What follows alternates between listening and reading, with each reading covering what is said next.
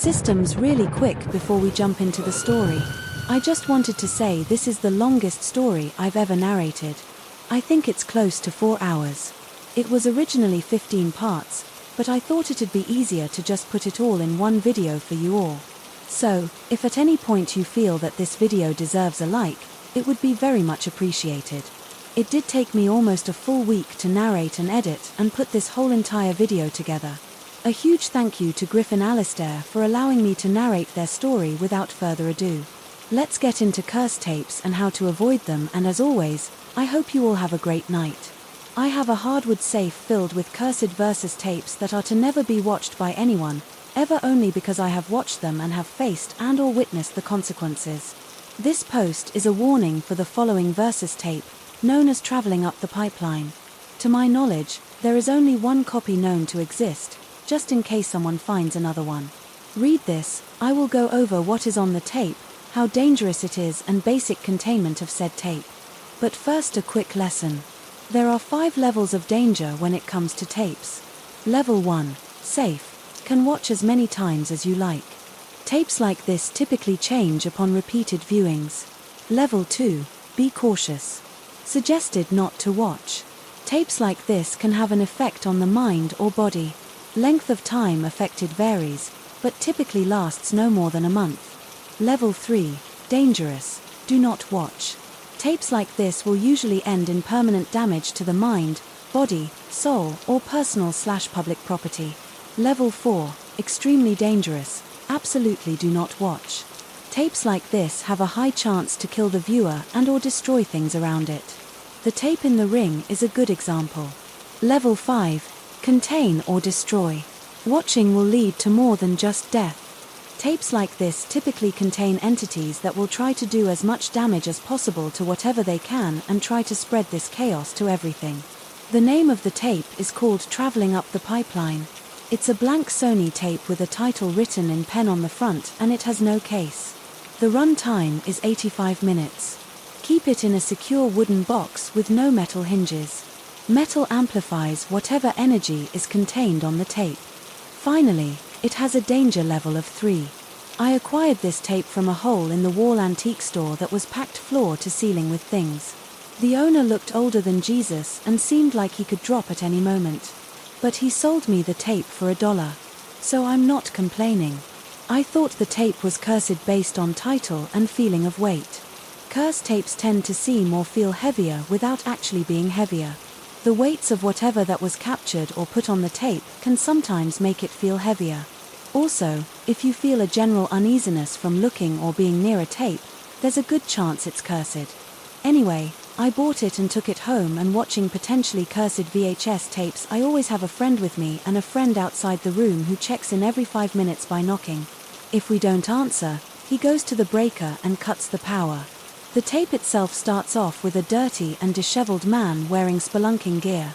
There is a timestamp in the bottom right corner from March 12, 1993. The man speaks into the video camera talking about how he has been stuck in whatever cave he's in for the past 3 days, and that he keeps hearing noises that don't sound human. There is also some sort of mount on the side of his helmet. The image then cuts the mount and the man is moving through the cave system. However, the system is anything but normal.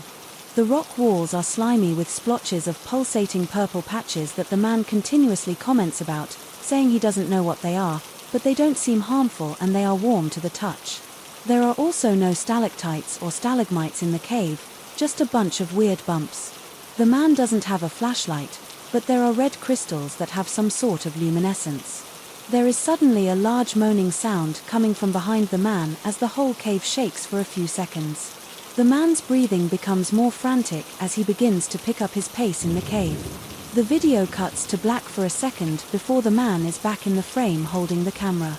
He lifts it up, showing that he's hiding behind a rock of some sort before holding it over the rock and pointing at a couple bipedal creatures that are out of focus. It tries to focus, but it can't quite make it, giving only a brief glimpse of what the creatures look like. The best my friend and I could make out was a short humanoid with reverse knees like an ostrich, no hair anywhere, large mouths with no lips, 2 small eyes may have been nostrils, and stubby arms.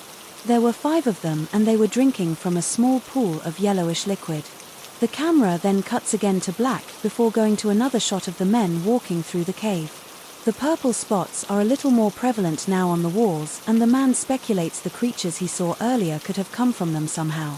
Sometime later, after climbing up a steep incline, the man comes across a giant underground lake of that same yellowish liquid the creatures were drinking before. The liquid is bubbling this time, and the man comments on how it's very hot and he thinks it's an underground hot spring. Suddenly the entire cavern shakes and he slips into the edge of the lake. There's a loud sizzling sound as he struggles to get out of the liquid, but he makes it out and tries to wipe the liquid off of his pants. He manages to get dry enough for it to stop burning, but then realizes that the liquid has burned holes in his pants and gloves. The man takes a minute to sit on the shore away from the water, possibly to think, but he does not state why.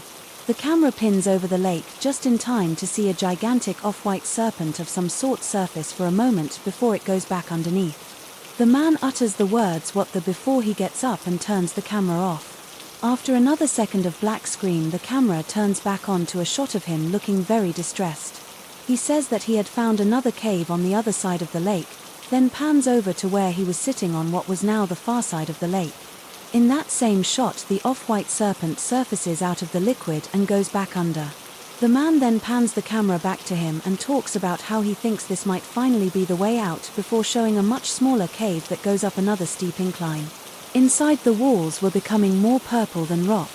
The camera then cuts to black again before coming back on to show that the cave is now much smaller and the man has to crouch to fit through it.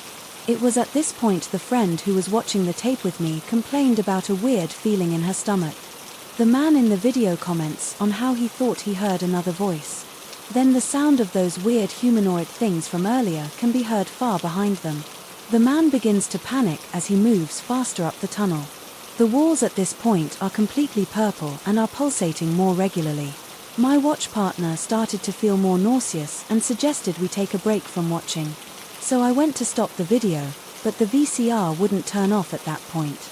I yelled to the friend outside the room to turn the power off. A few seconds later the room went dark, but the TV and VCR remained on. The man at this point was crawling on his stomach through the ever-tightening tunnel. As my watch partner was on the ground with her stomach convulsing and her hand over her mouth, the sound of those humanoids slowly grew louder as the man began panicking and moving faster up the tunnel. My partner began dry heaving. Suddenly a gloved hand reached out of her mouth and began waving wildly. I wasn't sure what to do at first, but my first instinct was to grab the hand and begin to pull. I yelled for my friend outside to get in the room. When he did, his eyes went wide as he stood in the door frozen. I told him to quit standing there and to get the TV off. By this point, both of the man's arms were coming out of her mouth and I could hear the man yelling from inside. My friend finally ran over to the TV and unplugged in, but I could still hear the video going. I looked into my wash partner's eyes and only saw tears as she looked at the man's arms. Then back up to me in horror. Her skin was getting paler as her mouth stretched further, letting the man's head finally come out. The man looked around. I could tell he was confused, but his main focus was to get out. He yelled at me to keep pulling and said that something was pulling at his legs. My friend behind me said that he couldn't get the video to stop, so I yelled at him to come over and help me pull. He grabbed the other man's hand and we pulled together, but the man was suddenly jerked back and he yelled at us to pull harder. In one swift motion, the man was yanked back into her throat and our arms were pulled in two.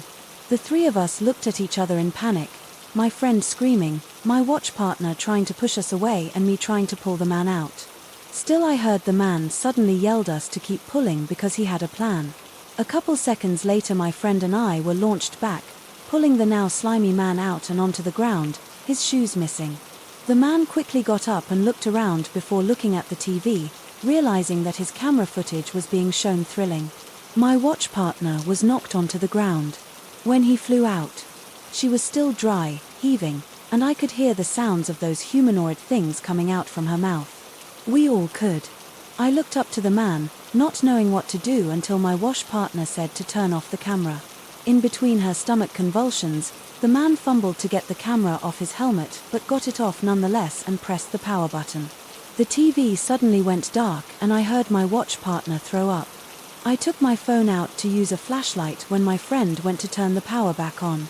I looked around the room for a moment and the man was nowhere to be seen when the power turned back on. The camera was sitting on the ground. Where the man was standing beyond that was my watch partner, who sat hunched over, holding her stomach. In front of her was a pile of yellow stomach acid with a long white tapeworm frothing around in it. I have a hardwood safe filled with cursed VHS tapes that are to never be watched by anyone ever, only because I have watched them and have faced and/or witnessed the consequences. This post is a warning for the following VHS tape known as human coral. I have found 2 different copies of this, so I know more exist. So just in case you have found one, read this before you decide to watch. In the name of the tapes are called Human Coral 4 and Human Coral 2. They're blank Maxwell tapes. Still in their case, the titles are written on both the cases and the tapes. Human Coral 2's runtime is about 3 hours, while Human Coral 4's runtime is 5 hours 23 minutes. There are no strict containment guidelines for these tapes as they do not lure you to watch them, but I would recommend keeping them away from curious minds. If you are going to keep them locked up, put them in a wooden container with no metal hinges, as metal amplifies the energy of cursed objects. Finally, both tapes have a danger level of 2. See Part 1 for the danger guide on cursed VHS tapes. As I stated, I have found 2 human coral tapes. Number 4 was at an estate sale and number 2 was in an independent thrift store. I'll start with number 2, my watch partner who recovered from the traveling up the pipeline incident. If you're wondering, and I started watching not really knowing what to expect, what do you first think of when you hear the words human coral? Anyway, the tape starts off with the viewpoint of some sort of submersible suspended over the ocean on a large bone. There's a date stamp on the bottom, October 21st, 1995. You can hear a couple mil voices talking on the boat, but you can't quite make out what they are saying. All of a sudden the submersible begins to descend into the water and it begins its dive downward. It is here that you can clearly tell that they are very far out into the ocean, as it just goes down with no clear indication of where the bottom is. This takes up the first 2.5 hours of the tape until a dim red glow comes into view. A sunken ocean liner begins to come into view, as it is covered in what looks like some sort of bioluminescent coral. But then the submersible gets closer and the full picture begins to unfold. It isn't coral, but a bunch of upper bodies of the same woman plastered all over the ship. Their long hair is what glowed red and their bodies were a blotchy blue, red, and purple. Some of the bodies had additional arms and heads growing out of them. Their eyes were a milky white, with the remnants of a pupil in the center. Their mouths looked like they were gasping for something, but it wasn't air. Different types of fish would swim around them just like they were normal coral, but sometimes you could see one of the women grab one and eat it.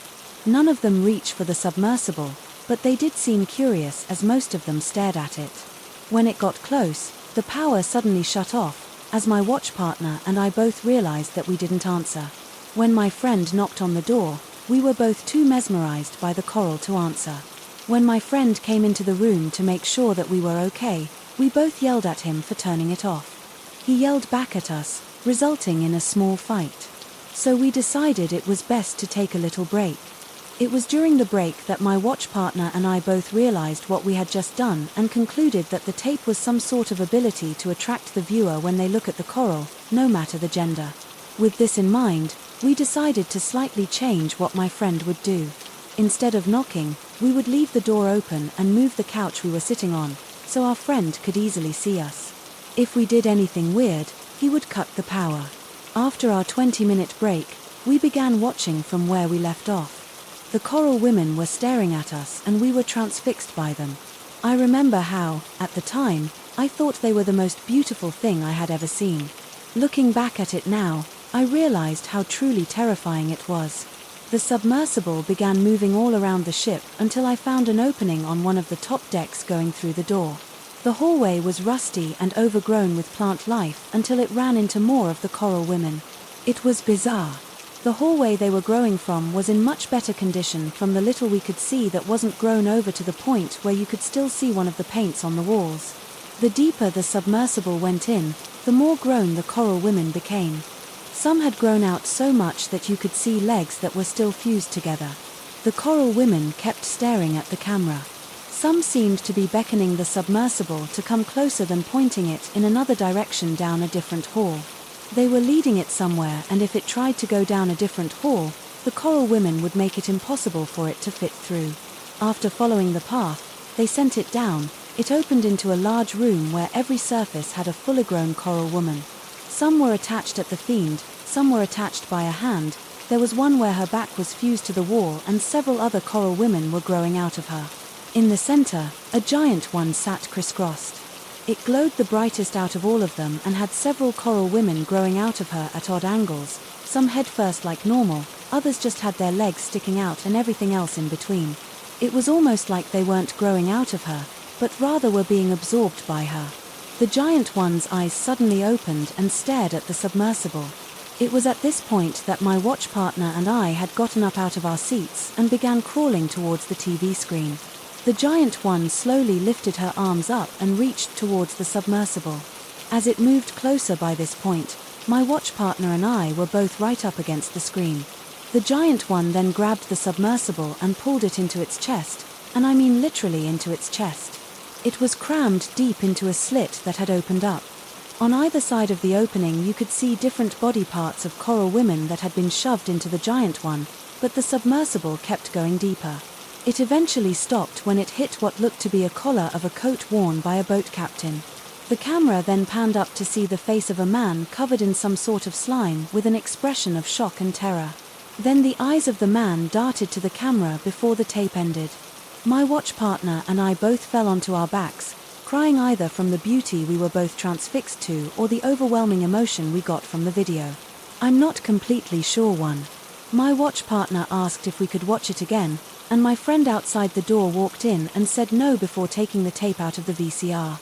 A week later, after we made sure that the effects of the tape had worn off, we began Human Coral 4, this time with the same open door setup as the end of Human Coral Till. Human Coral 4 is much different than 2, in that it already starts at the bottom of the scene. It is a static camera that pans the left and right with a date stamp at the bottom reading October 19, 1996, almost a full year after the last one. It looks like this was some sort of surveillance footage for something for the first 3 hours. There's nothing until a figure shows up in the distance, just inside of the light range. On the camera it isn't clear what it looks like, but my watch partner and I knew it was a coral woman. At this point the camera stops panning and focuses on it. It was different from the ones in the last video. There seemed to be only one of them. Its hair was shoulder length and the body were colored in patches of black, dark blue and gray. A few minutes later in the video the camera zooms in and you can see that the eyes are reflective, much like a normal deep-sea fish.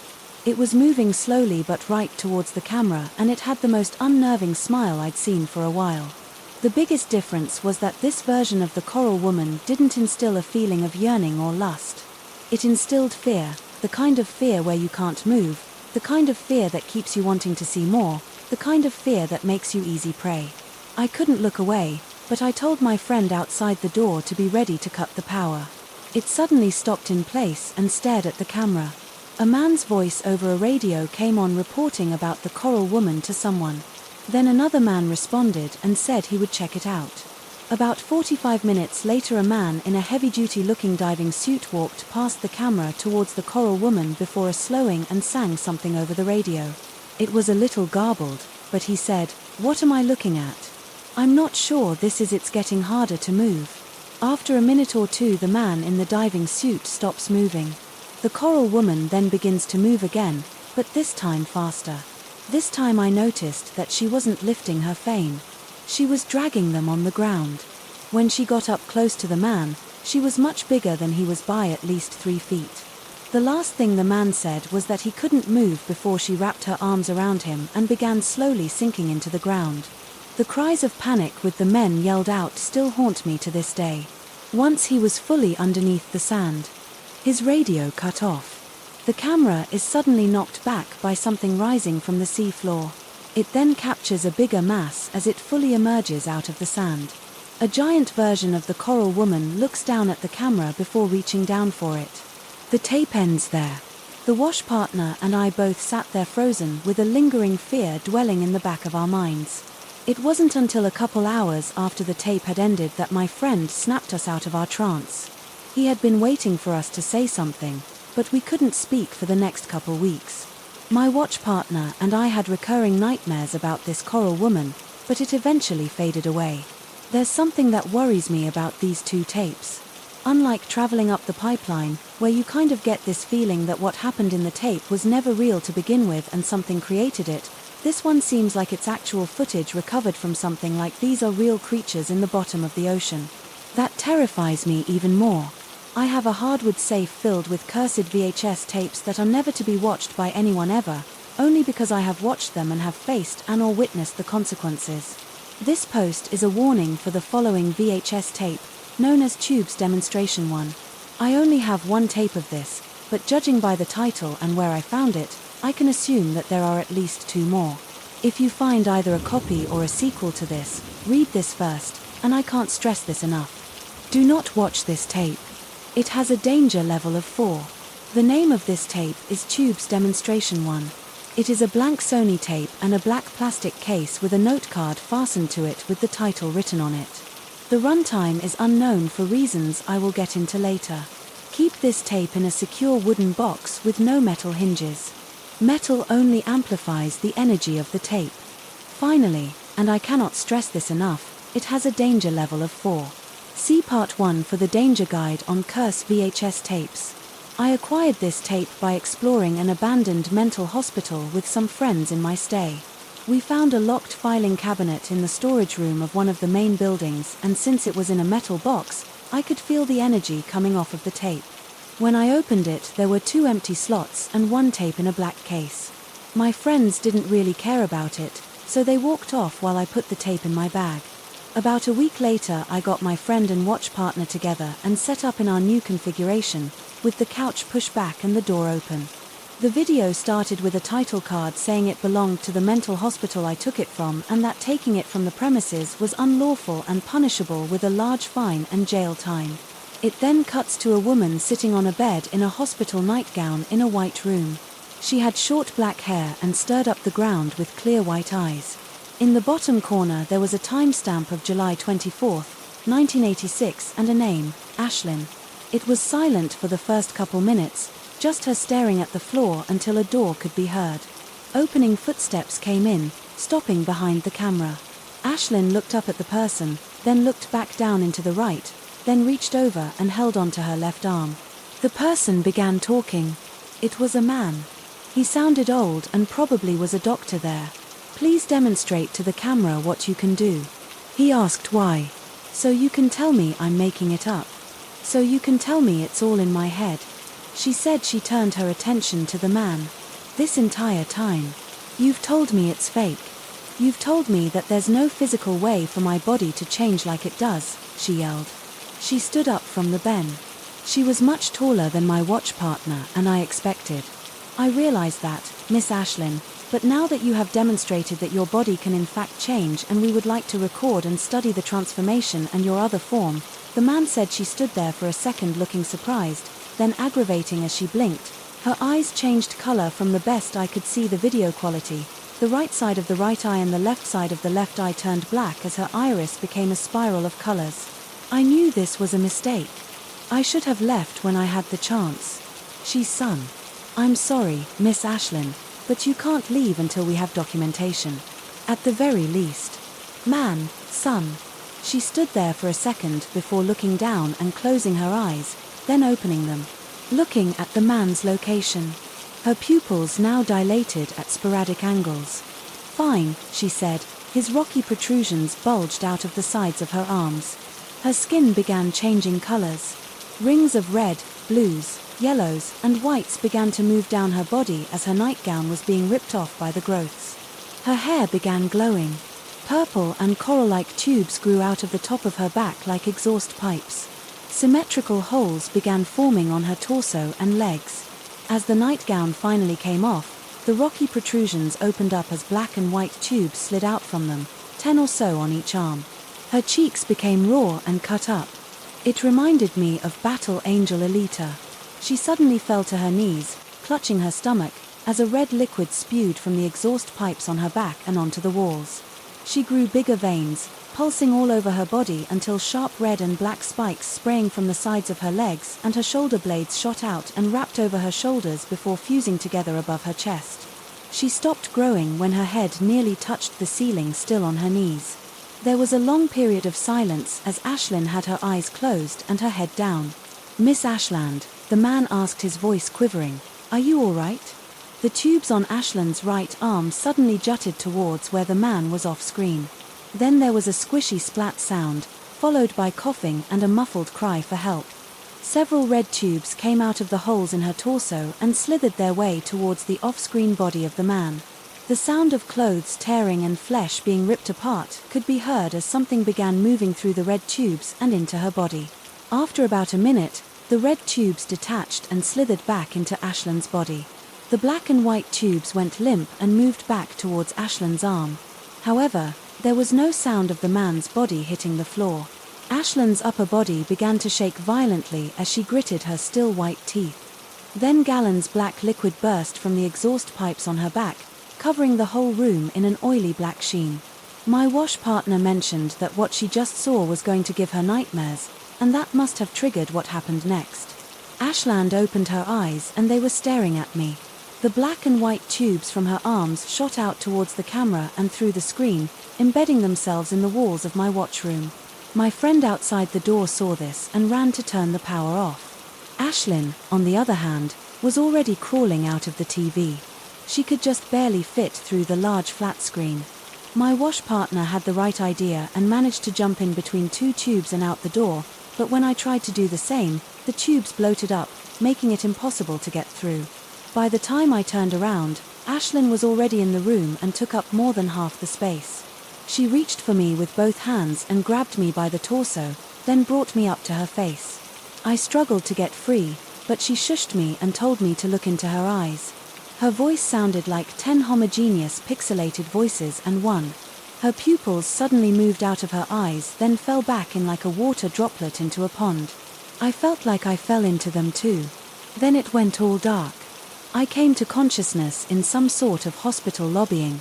I wasn't really sure what was going on until I saw Ashland in her human form walk into the lobby with a man. The man led the way to the front desk where a woman sat, and he checked Ashlyn into the hospital. She looked guilty of something, but I wasn't quite sure when the world faded to black again, then came back to a large room filled with patients. Ashlyn is there, sitting in the corner of the room by herself. The room begins to change around her. Patients come and go and season or two changes when suddenly another woman shows up at her table, a patient as well. A couple days go by as they talk and Ashlyn decides to show this person her hand. As it begins to change colors and grow holes, the woman recoils in horror and runs away from the table. Everything fades away again as it becomes a solitary confinement room, and again days go by with every now and then a man coming in and injecting a needle into her arm. Time goes back to normal as the man comes in again, but Ashlyn refuses the needle and tries to push the man away. Then two men in white clothes come in and restrain her. She tries to shake them off and eventually the black and white tubes come out of her arms and pin the men to the walls. The exhaust pipes pop out of her back as her body only partially changes. She grabs the man with the needle with one of the tubes and throws him against the metal door to her room, hard enough to dent it, or I spiral with different reds until she realizes what she had just done and reverts back to her normal form. The room then fades to black and I pop up in the hospital room, coated in the oily black substance, with Ashland in her human form, sitting on the bed looking at her nails. "I have been waiting in this room for a long time," she said. Before looking up at me, I took a step backwards, but I slipped in the liquid and fell on my back. "Sorry about that." "He didn't agree with me," she said. As she stood up from the bed, "What are you?" I asked, not sure what else to do. Why is it that everyone asks what are you? It's never a hi. How are you doing? Or I love your nails. Did you just get them done? No, it's always what are you, she said. As she walked over to me, I felt a cold rush of adrenaline enter my body as I backed away from her until I hit a wall. Suddenly I felt something rubbery under my hand and looked down to see a large scrap of warped skin.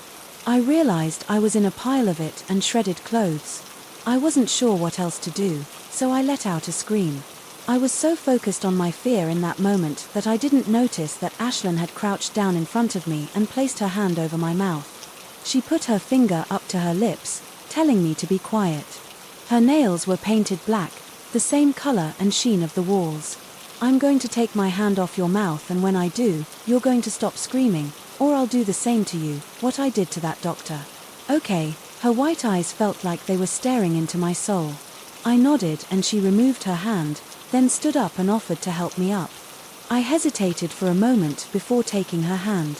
She pulled me up on her own with no effort at all, then pointed me to the door. "No, I need you to leave," she said. I looked at the door as it opened into a black void. "Where does that go?" I asked out. She said out, meaning I can just leave my son. I thought there had to be some sort of trick to this. "You saw some of my life and I saw all of yours. You have to do, and so do I, so leave before I change my mind," she said, motioning to the door. I looked at her for a minute before looking at the door and leaving. Next thing I knew, I woke up in a hospital when my friend turned off the power. Both my watch partner and friend came back to see me floating in mid-air where Ashlyn had been holding me. They tried to get me down, but I wouldn't budge until about 30 minutes later when I fell to the floor. After that, I was in a coma for 2 weeks. At least. That's what my watch partner told me. I'm still not sure where I went or what exactly happened, but I feel like I could have easily died. So why didn't I? Either way, 2 possible tapes are missing and I don't know where they could have gone. So if you find one, do not watch it. I have a hardwood safe filled with cursed VHS tapes that are to never be watched by anyone ever, only because I have watched them and have faced and or witnessed the consequences.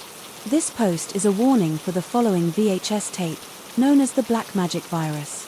I'm not sure if there are any more of them, but this video is a visual hazard with a danger level of 3. See part 1 for the danger guide on cursed VHS tapes. The name of the tape is the black magic virus. It is a blank Memorax tape with the title written on the cover and the tape itself. The run time is about 10 minutes. Securing it may not be an issue, but just in case, keep it in a secure wooden container with no metal hinges or metal locks. Metal only amplifies the energy of the tapes. Finally, this tape has a danger level 3. This may change in the future. However, I acquired this tape from a friend online. This friend likes finding cursed objects, and on her most recent hunt she stumbled across this tape and sent it to me. She didn't watch it, but she could tell there was something off about him, which, for someone who collects cursed objects, means there's something wrong with the tape. When I picked it up at the post office, I immediately noticed something weird about the tape. As I grabbed hold of the box the tape was in, I felt as if something was watching me. I couldn't place my finger as to where or what was watching me, but I knew that was a sign that this tape is cursed. I took it home with me, unboxed it, and put it on my safe a week passed before my watch partner and friend got together, and throughout that week I felt like something else was in the house with me, like I was being haunted by something. When we were all ready, I went to get the tape and noticed that it had moved in the safe. I told the other 2 about this and how I felt like I was being washed, but we agreed to wash the tape anyway. The tape starts out with a young man standing next to a dark train tunnel. Someone else is holding the camera. The date stamp at the bottom read November 17th, 1989. The man looks a little smug as he holds his long coat closed. There's a woman's voice behind the camera that says, "They're good to go." Man then begins speaking, "Hello. We are at the Black Magic train tunnel, home to one of the worst train accidents you've never heard of, and for good reason, which we will get into that in a little bit." The man says he takes out a flashlight and motions the camera to follow along. They begin to walk further into the tunnel, but the man looks like he is maneuvering around things that are not there. Occasionally he says, "Excuse me," before walking on like he's passing someone. He eventually stops in front of a large chunk of the ceiling that has caved in on the piece of rubble. Someone has graffitied the words "Black Magic" on it. Here's the namesake of the tunnel. The real name of the tunnel has been lost due to people taking this tunnel off the map and trying to make everyone forget about it. The man puts his flashlight on the rubble and points it up to light the area. "I'm here to tell you the truth of this tunnel and why. You will probably never find it. It all started in 1915, when this tunnel was already 50 years old. A train filled with passengers is through, But this tunnel hasn't been maintained in a while, and no one knows that this piece of rubble and many others has fallen from the ceiling. So what happens? Collision. The train hits it dead on, killing almost every passenger on board except for one young man. He loses an arm but continues living. Eventually he comes back to the tunnel, which is now under repairs, and begins to see these weird things in the tunnel. He's confused until he starts to see some of the dead passengers of the train as well walking towards him. He begins to freak out and tell some of the people who are repairing the tunnel what is going on, and then they start to see the passengers and these weird creature things as well. It's at this point in the video that you begin to see weird shadowy shapes around the tunnel. The man keeps talking. Well, all these workers begin to tell people back in the local town, and suddenly they begin seeing these things too, before you know it. The whole town is seeing weird creatures, and some of the passengers walk around town. Suddenly there is a head that pokes out of the top of the rubble, or at least looked like a head before it got closer to the man. The face of this thing was a giant eyeball. It was a weird purple color, and its body was the size of a gnome. It blinked a couple of times before sitting next to the light to make shadow puppets. You can hear the woman start to giggle at this thing, and it draws the attention of the man. "Hey there, how's it going?" the man says. The creature closes its eye and waves happily at the man. Before playing with the light again, the man turns back to the camera as other strange creatures begin to walk past him. Well, you might see this little guy at this point. So let me explain a little bit more. Right now you may be wondering, well, if the whole town began seeing these creatures, how did it not spread to the neighboring towns, or the whole world for that matter? Simple, the town elected to ignore these things, wipe the tunnel off the map and get rid of any evidence they could of the train crashing. How do I know this? I live in this town and only a few people in the town still know about it. My great-grandfather, before he passed, decided to tell me. Now I'm telling you. The man then grabs the flashlight and waves goodbye to the eyeball thing. It waves back and runs past the camera. Why are you doing this, you may ask? Because I think it's time to introduce some magic into the world. To my understanding, the only way to see these things is to have someone who has already seen them tell you they're there. It's like a virus that sticks with you for the rest of your life. The problem is, I don't know if this will work over video, but if it does, then spreading the magic will go by fast. I've just got to make a few copies of this tape, send it to some news stations, and bam, we're put into a new age of wonder. The man takes his flashlight and points it further down the tunnel. You can see a few dozen creatures walking past them, some of them walking back down the tunnel. The tunnel originally was only about 1,000 feet long and curved, but as you can see, it is straight now and goes on much longer than 1,000 feet. Here's the problem. However, it doesn't seem to end. I've tried to find the end, but after a while these creatures begin to warn me not to go any further. So I think whatever happened during that train crash caused some sort of portal or doorway to open up. Man then looks back at the camera and smiles anyway. That's enough from me. Hopefully this works, and if it doesn't, then I'll have to spread this information. The old-fashioned way. The video cuts off there. I watched partner and I sat there for a second, thinking. Then she spoke up. "Can you rewind the tape? I need to watch it again." She said, "What are you thinking?" I asked, "I want to see if we can." She suddenly stopped as her eyes became fixed upon something behind me. "What's up?" I asked, as I turn around, to see what I can only describe as a long furry worm with a large human face, no nose, and completely white eyes, staring back at me. Its body was maybe 16 feet long and had 3 sets of legs to hold itself up. "What are you guys looking at?" My friend said I was going to say something when my watch partner spoke up. "Nothing. We're looking at nothing," she said. The worm turned his attention to the VCR and walked over to end it, stuck out its tongue and used it as a finger to eject the tape, then grabbed it with its mouth and placed it in a satchel wrapped around the middle of its body that I didn't notice before, and then turned back to us. "You now live in a very dangerous world." Its voice was quiet and shrill and sent to chill up my spine when it spoke. "I cannot stop you from telling more people about us, but it would be in your best interest to not tell anyone." It said. Why? My watch partner asked. It suddenly moved at a high speed towards my watch partner, stopping only about a foot from her face, because some of us are not so kind to humans, but we can only interact with you if you can see us. We move closer to her face, and some wish only violence, and they know when you can see them seriously. What are you talking to? Did the tape make you crazy or something? My friend asked. Shut up for a second. I'll explain later. My watch partner exclaimed. Thought crossed my mind at that moment. Wait, why are you taking the tape now? I assume you were the thing that was watching me all week. Why wait until now to take it? Moved right in front of me. I noticed that it had the faintest outline of pupils in its eyes, because we can only interact with objects if someone can see us. We are like ghosts in your world. The creature stared at me for a while before squinting its eyes and taking a step back. You will be safe. Thing you need to worry about is in your hand, it said. Before turning to the doorway and running through it so fast that I barely saw it move in the first place. My friend felt a rush of wind go past him, then saw us looking at him. All right, what the hell is going on?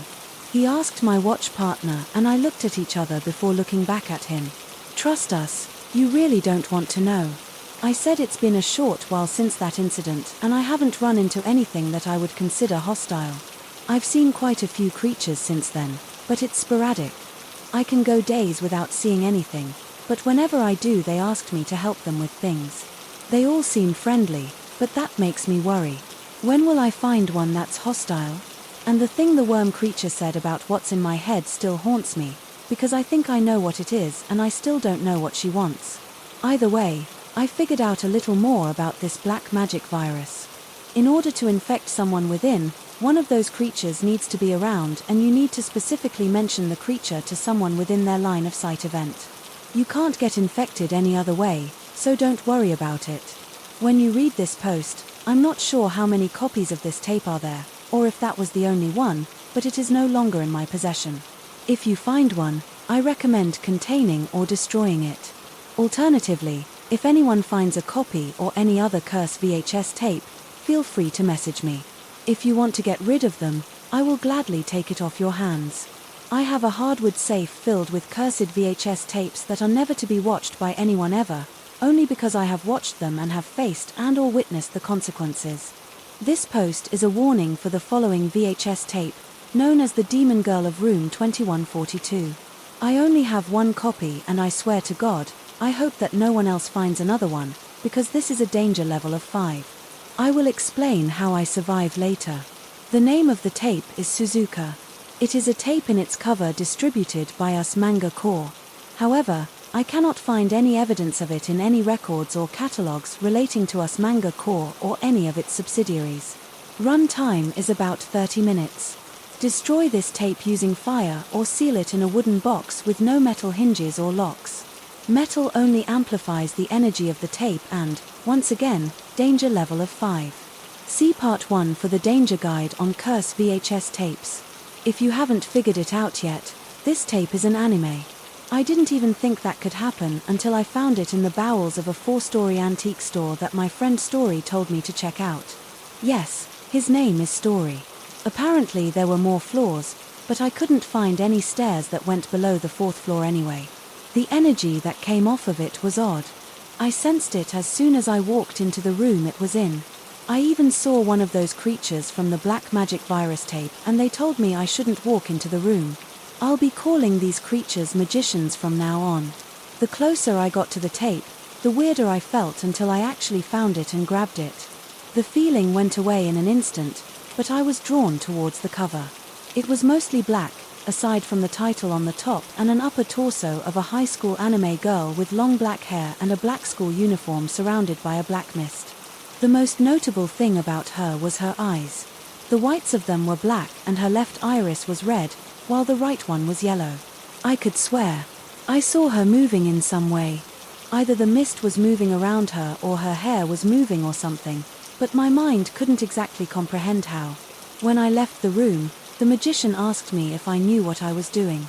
I told her that I have experience dealing with cursed tapes, and that's how I was able to see that magician in the first place, and then scoffed at me and wished me luck before walking away later that week. I got the watch party together, my watch partner next to me on the couch and my friend outside, now with the switch wired up to the circuit breaker so he can cut it instantly. I told him what happened when I found it, and my watch partner was actually hesitant at first but decided to go through within. I put the tape in and press play. This is a graphic gore warning. The tape I'm about to describe has some very intense gore and weirdly graphic depictions of death that I will be writing about. If you do not like that, or if it triggers, you stop reading now. The anime style matches up to the golden age era of anime, which wasn't exactly known for their subtlety when it comes to blood, gore, and other things that begin to fall into weirdly sexual territories. That being said, there is no depictions of sex in this anime, but there is some up. You have been warned. It started without running ads for another anime that would have been on VHS at the time. It went to a dark screen with an ominous bass line playing in the background. Red text then appeared in Japanese, and below it were yellow subtitles that read "The Demon Girl of Room 2142. The screen then faded again, and another red text showed up the name Suzuka presented on the screen. The screen then opens up to 2 men and 1 woman standing in front of a large, abandoned apartment mega-complex. Behind them is an entrance gate that is sectioned off by futuristic police cars. A character begins monologuing in English as it pans against different shots of the building, and the 3 characters' monologue went something like this. The police got a call about 2 days ago about a murderous ghost somewhere on the 21st floor of the building. Apparently some college kids were exploring up there and encountered a nasty possessor-type entity that did a real number on the group. Only 1 guy made it out and managed to call the police. It didn't take it too seriously and sent 2 policemen to check in on it. But when they didn't come back, they took it more seriously. They sent more men in, but no one came out, and then they tried to radio them in. All they got was a weird, garbled mess of indiscernible noises. That's when they called us. The monologue stopped when one of the men put his hand up to his shoulder and spoke into a radio. Haruna. Are we good to go? Screen cuts to a woman sitting at computers and other electrical equipment that I couldn't make out underneath the text outside, next to some cop cars. You're good to go, Daisuke. You take points, since you have the shoulder-mounted camera. The woman's son sounds good. The man responded. He then reached for a switch for the equipment on his back. They were all wearing something that looked like the equivalent of a proton pack, but instead of a gun attached to the side, the tube ran along the right arms, with some sort of emitter attached to their wrist and a cord attached to a visor over their eyes. All right, let's go, Daisuke-san. The 2 others followed behind him as they went into the building.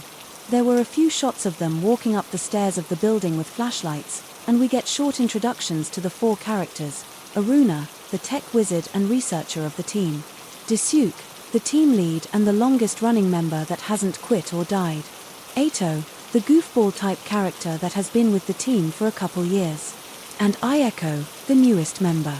When they get to the 21st floor, they notice blood running from underneath the door. They all press a button to the wrist emitters as they light up and extend slightly.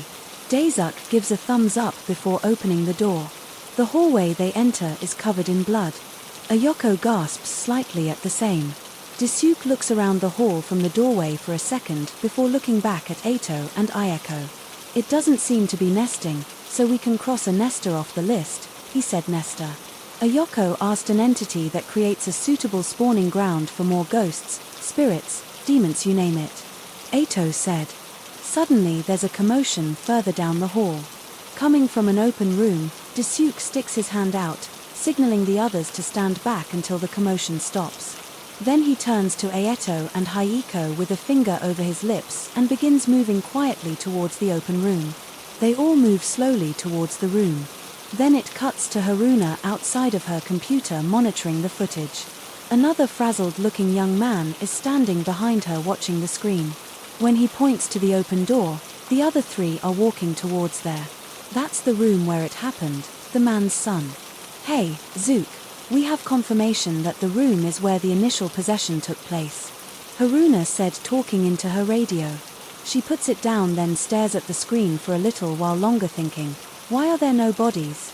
She said quietly to herself. It cuts back to Daisuke, who confirms the call on the radio and tells the other 2, then keeps moving forward. The sound of a knife chopping something gets louder.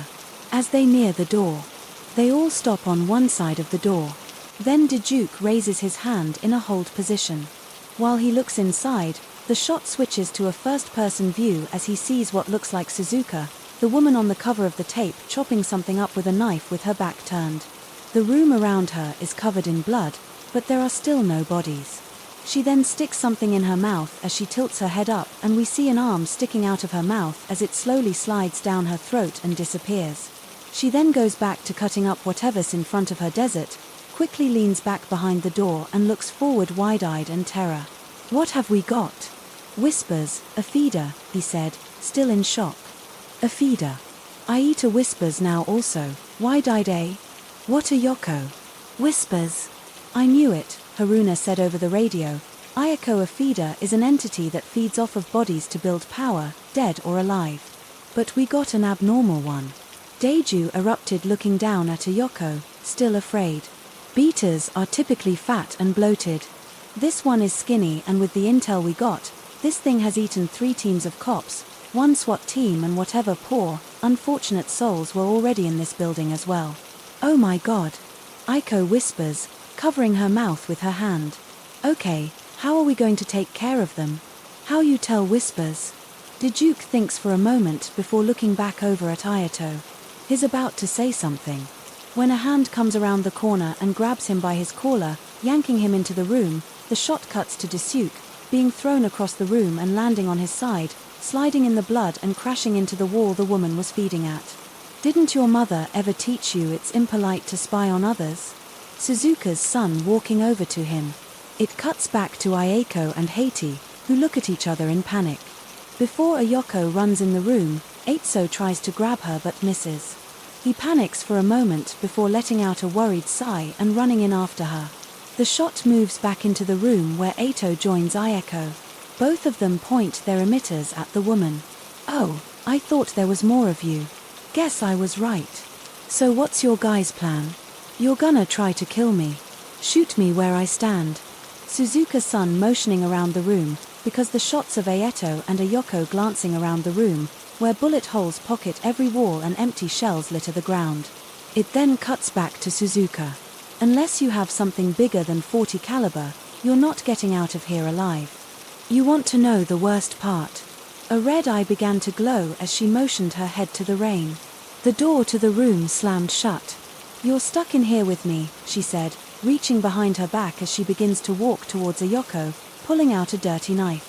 When she is suddenly hit in the back by a bright blast, the woman jerks forward in pain. Then the shot cuts to Daisuke on one knee, with his emitter pointed at Suzuka. "Sorry lady, but we're specialists," Daisuke said as he stood up. Suzuka stands there for a moment, leaned over with her hair covering her face. A second or two passes before she starts to laugh to herself. "Do it again," she said quietly what Ayako said. "Do it again," Suzuka yelled as she ran towards Ayako knife. First it cuts to Ayako, who fired on instinct at Suzuka. A bright flash and a red beam shoots out of her wrist emitter and hits Suzuka square in the chest. Eito and Daisuke follow soon. Suzuka stands there with her head tilted upwards, screaming, unable to move. Eventually they stop firing and she lets her head fall down. The door suddenly swings open and it cuts to Suzuka's face. As she lifts her head back up, the camera zooms in on her yellow eye, then cuts to a shot of Suzuka from behind Ayato and Ayako. Suzuka's body begins to bulge and expand in different areas until tears begin appearing on her flesh. Eito realizes what's going on and runs out the door, but Ayako stands there in fear. Daisuke runs past Suzuka and goes to shield Ayako, but it's too late. Suzuka explodes. The camera quickly cuts to the point of view of Suzuka and moves towards Ayako's face into her right eye. It then cuts to an outside shot of the apartment building. Blood and body parts explode out the side of the building and cascade onto the ground below. The camera zooms into one of the windows as it's drained with gore. Daisuke is hanging on to the side event. Then it cuts to a shot of him climbing back inside, where he sees Ayako standing in the doorway facing away from the room. "Ayako," he asked. Her pack suddenly disconnects and falls to the ground as her body starts changing. When she turns around we see Suzuka in Ayako's body smiling.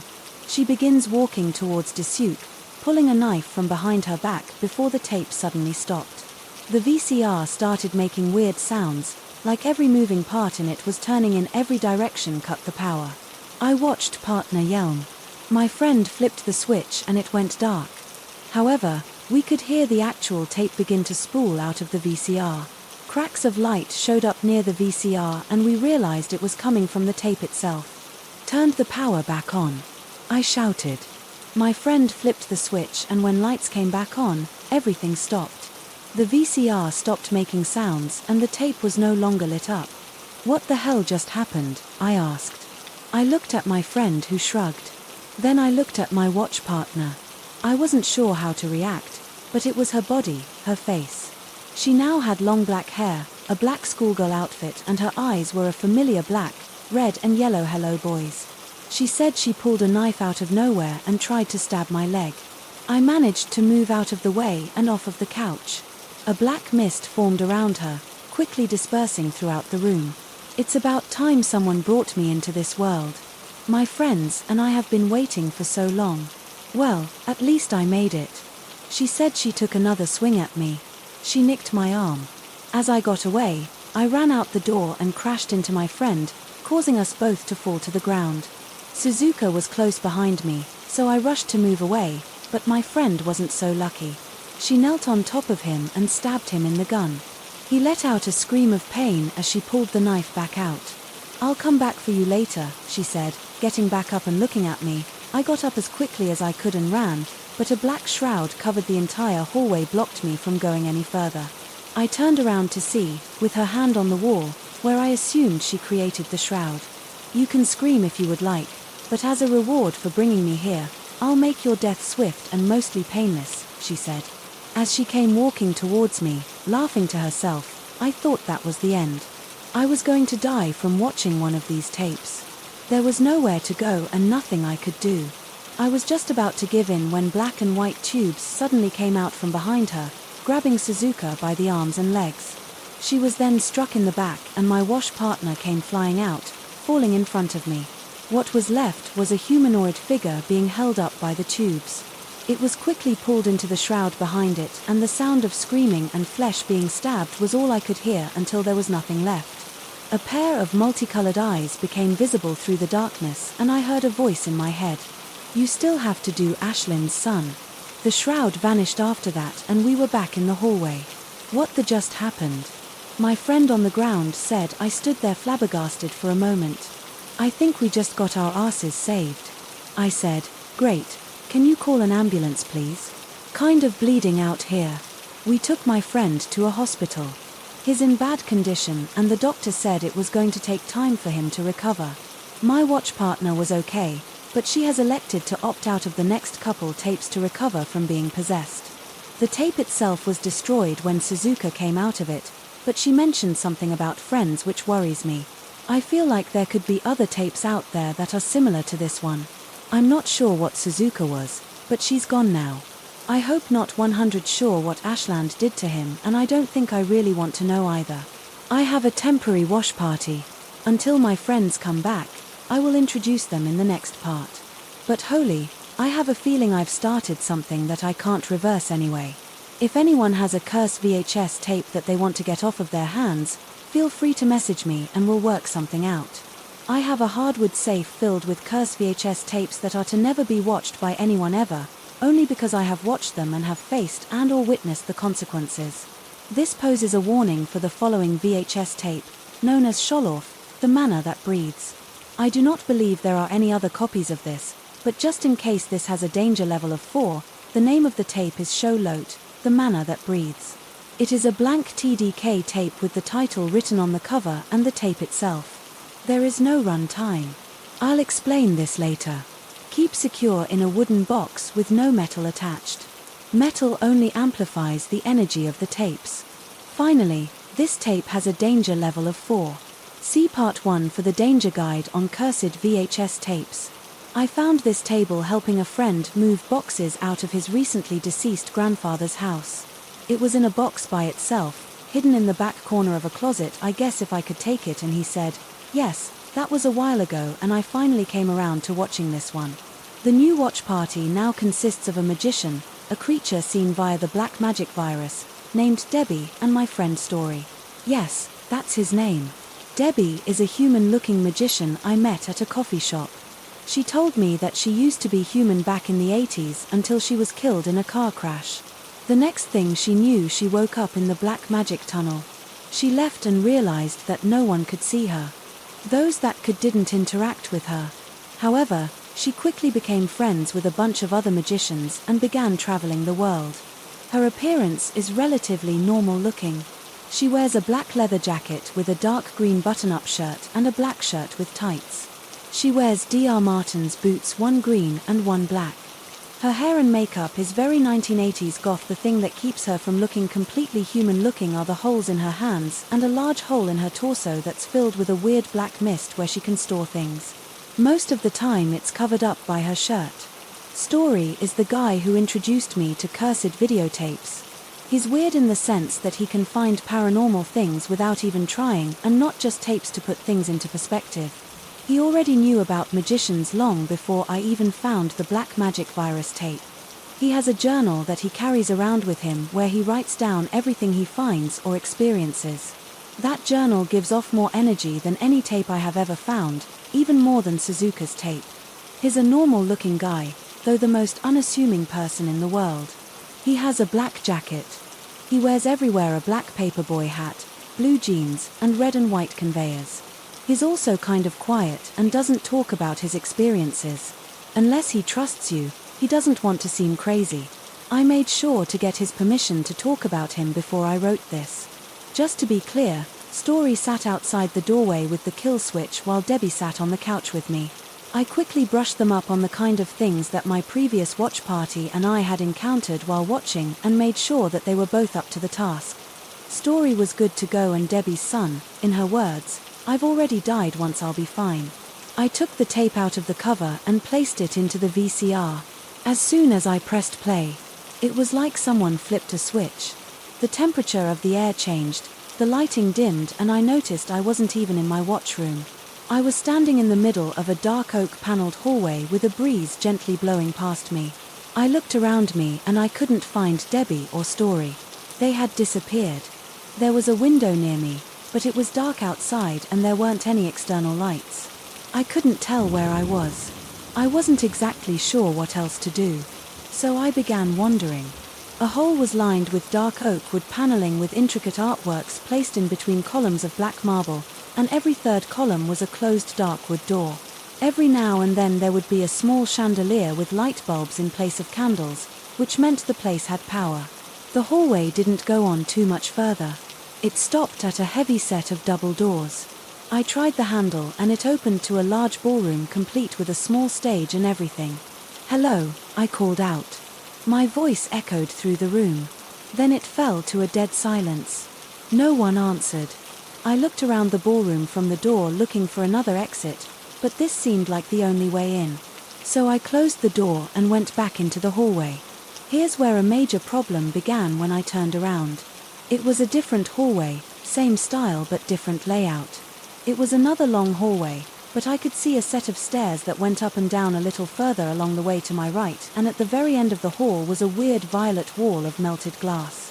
It piqued my curiosity, so I walked over to him. The floor was a little more creaky than before, like the wood was older, and the more I paid attention, I realized that everything in this hall was covered in a thin layer of dust. I got over to the violet glass and examined it for a second. It looked like it was hastily poured into the hallway to block something off, but I could still see thrilling. That is when I saw Story on the other side. Story. I yelled through the glass. Luckily, he was able to hear me. He was writing something in his journal. When I caught his attention, he put his journal away. Then came rushing over to me. "Are you all right?" I yelled. He put his finger over his lips, motioning me to stay quiet. He took his journal back out and began writing in it. After a bit, he showed it to me through the glass. "There are deadly things in here. It's some sort of purple humanoid with blue spots covering its back. If you see one, hide. Have you seen Debbie?" It ran. I melt the words back to him. "I haven't seen Debbie." He nodded at me, looking worried for a second before writing in his journal again. "How much time has passed for you?" "About 5 minutes," I mouthed, holding 5 fingers up. He looked even more worried, with his eyes going wide and his brows furrowed in confusion. He wrote one last thing in his journal. I don't think time is linear here. Find a clock, if you can, should be counting down. I think that's how long we have here. Until the tape ends, I'll try to find a way to get to you. Remember, be quiet. I gave him a thumbs up as I pushed away from the glass. He put his journal back in his bag and gave a little nod before turning around and heading down the hall. He turned the corner and went down another hall before suddenly coming back running. He ran to a door close to the glass and hid inside in. Before closing the door, he motioned at me to run. Coming from down the hall was a bulky humanoid crawling on all fours. It had purple skin and an elongated face that ended in a lamprey-like mouth. There were blue spots on top of its head and thick grey spines coming out of its back. It came running towards the glass but stopped just short of it and stared at me with its milky white eyes out of nowhere. It began headbutting the glass. I took a couple steps back, not sure if the glass would hold, but I watched as it kept hitting its hat. After a couple more hits, the glass began to crack. At that point I figure it was a good time to run, so I did. I turned around and began running to the staircase I saw earlier. As soon as I got to the stairway, I heard the glass shatter and turned to see the humanoid running after me. I chose to go down as I was faster going downstairs. I could hear it following me the entire time until I got to the bottom floor when a small gust of air rushed over me. I heard a thunk behind me and saw that there was no longer a staircase but a window. It was still dark outside, but I had somehow actually gone up a floor based on what I could see. There you are. I heard from my Ryan. I looked to see Debbie walking over to me with an older man I had never seen before. Ah, you must be the one who found the tape, aren't you? The man's son. He spoke with something that sounded like a Scottish accent, but his terminology resembled that of American English. He wore a blue sweater and khakis with a gun strapped to his hip. Yeah, you don't happen to have an explanation of what's going on, do you? I asked. I do, stick close to me, I'll take you to a safe room. He said his emotion to come with him. I followed him for a while, not really knowing where we were going, but Debbie trusted him. I wasn't exactly sure how this man, who I learned was named Colin, could see her, but he said he would explain everything. When we got to his safe room after a long walk, we got to a door that led to what looked like a small cottage. Colin closed the door behind him, fastened various locks and finished by placing a heavy wooden plank across them. The room we were in was a large living room area with 2 couches and a recliner in front of a coffee table and an old TV with a PlayStation 2 hooked up. Next to the TV was a cobblestone fireplace that was the main source of light. The wood paneling on the walls was similar to the hallways I was walking through earlier, but it wasn't as nice or as polished. Do me a favor and look at the clock on the wall over there calling son Debbie, and I looked over to the clock. We both saw something different. For me, it was frozen at 5:22. Well, for her, it was stuck at 4:35. Hey, what's the meaning behind the different times on the clock? She asked. The clock and any other clock, you see, is a countdown to how long you have before you go back to wherever you came from. Colin said, as he took his gun off his belt and placed it on a small table lamp next to his recliner, he sat down in. What do you mean by that? What is this place? I asked. Welcome to Showlorth Manor, a place that exists in several different worlds at once. The reason the clock is stopped for the both of you is because this is technically not a part of the original manor I had it built when these monsters began showing up. The clock only ticks down when you are inside the manor proper, and if you're wondering why the tape you watched brought you here, I don't know. I'm not sure who made it or why it works like that, but you're stuck here for 6 hours. I know this because you are not the first people to come here by tape, although it has been a long time since anyone has, he said, turning on his PS2 and putting a Tetris game on. Wait, what do you mean by monsters? That be asked. Are those the weird purple humanoid figures? I asked. Bingo, you're pretty lucky. You survived an encounter with that one, with you having no weapons at all, although if you can get a well-placed shot to the head, that'll typically take them down, he said. So why does the manor keep changing? Debbie asked. As I said, this place exists in multiple different worlds at the same time. What no one realized in any world was that the manor was built on top of a cave system that somehow managed to connect each other manor together. Growing up was weird because shifts weren't very common. So it was weird when one day you had a stranger in your house only to realize you were in their house. Within the last 30 years or so, the shift has only been slowly becoming more frequent, and you can usually tell when a shift happens because you'll feel a breeze come over you. Sometimes, if you make a big gust of wind using something in the house, it can cause a shift, he said, starting his Tetris game. Right, I assume this isn't Earth. Then Debbie asked, no, this is a world called Terra, and unless you want to live in this world for the rest of your life, you're going to have to back into the manor and spend the full 6 hours in there. Hey son, you're not gonna keep us here, are you? I asked. No, you are free to leave. If you would like, I'll even give you some food and something to protect yourself with. This is just a safe place to talk and get you informed on what's happening to you. Son. Okay, well, I think I'll take some supplies and get going, if that is okay with you. We still have a friend out there and I want to make sure that is okay, my son. Yeah, also, how can you see me? You haven't explained that one yet. Debbie asked. Your kind isn't too uncommon here. Everyone knows about you guys, he said, as he paused his game and got up from his scene. Let me make you guys some packed lunches real quick. I don't need food, but thank you, Debbie asked. That's right, forgot. You guys don't need to eat, I'll just make one. Then, he said, as he walked through an open door into what looked like a kitchen, a little while later, he came out with a wrapped cloth and some water bottles and handed them to me. Debbie then took it and placed them in her torso, which weirded Colin out for a second. He then walked over to his fireplace, grabbed 2 machetes and handed them to us. Really prepared, aren't you? I asked. You'd be surprised at how many random people get lost in here. I just want to make sure they get out with a fighting chance, he said, walking over to the locked door. Respectable Debbie's son, call and unlock the door and check both sides of the hall before letting a sound. If, for whatever reason, you guys need to come back here, knock on the door to the tune of shave and a haircut. Do you guys know what that is? He asked Debbie and I both nodded. Yes, good, best of luck to the both of you, and if you run into any other owners, tell them what is going on and that you met me, he said. As he closed the door, the sound of several locks could be heard afterwards. With that, we set on our way to find Story. We stayed close together.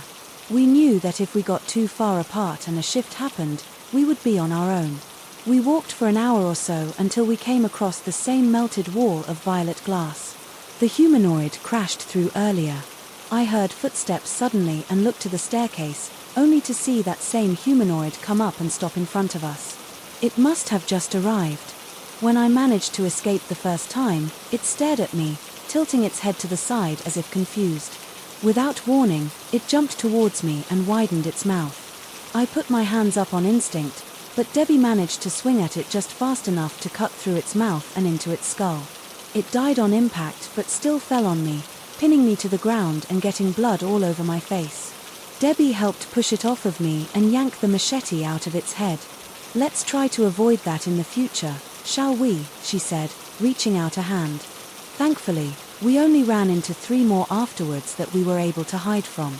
But time was ticking down and eventually Debbie disappeared in a bright flash. The only thing that was left behind was a small pile of VHS tape with her name written on it. I assumed her time was up, which meant I had 48 minutes to find Story. A long time passed, with my time getting shorter as I walked through the hallways and up and down stairs until I heard arguing coming from a hall further down the way.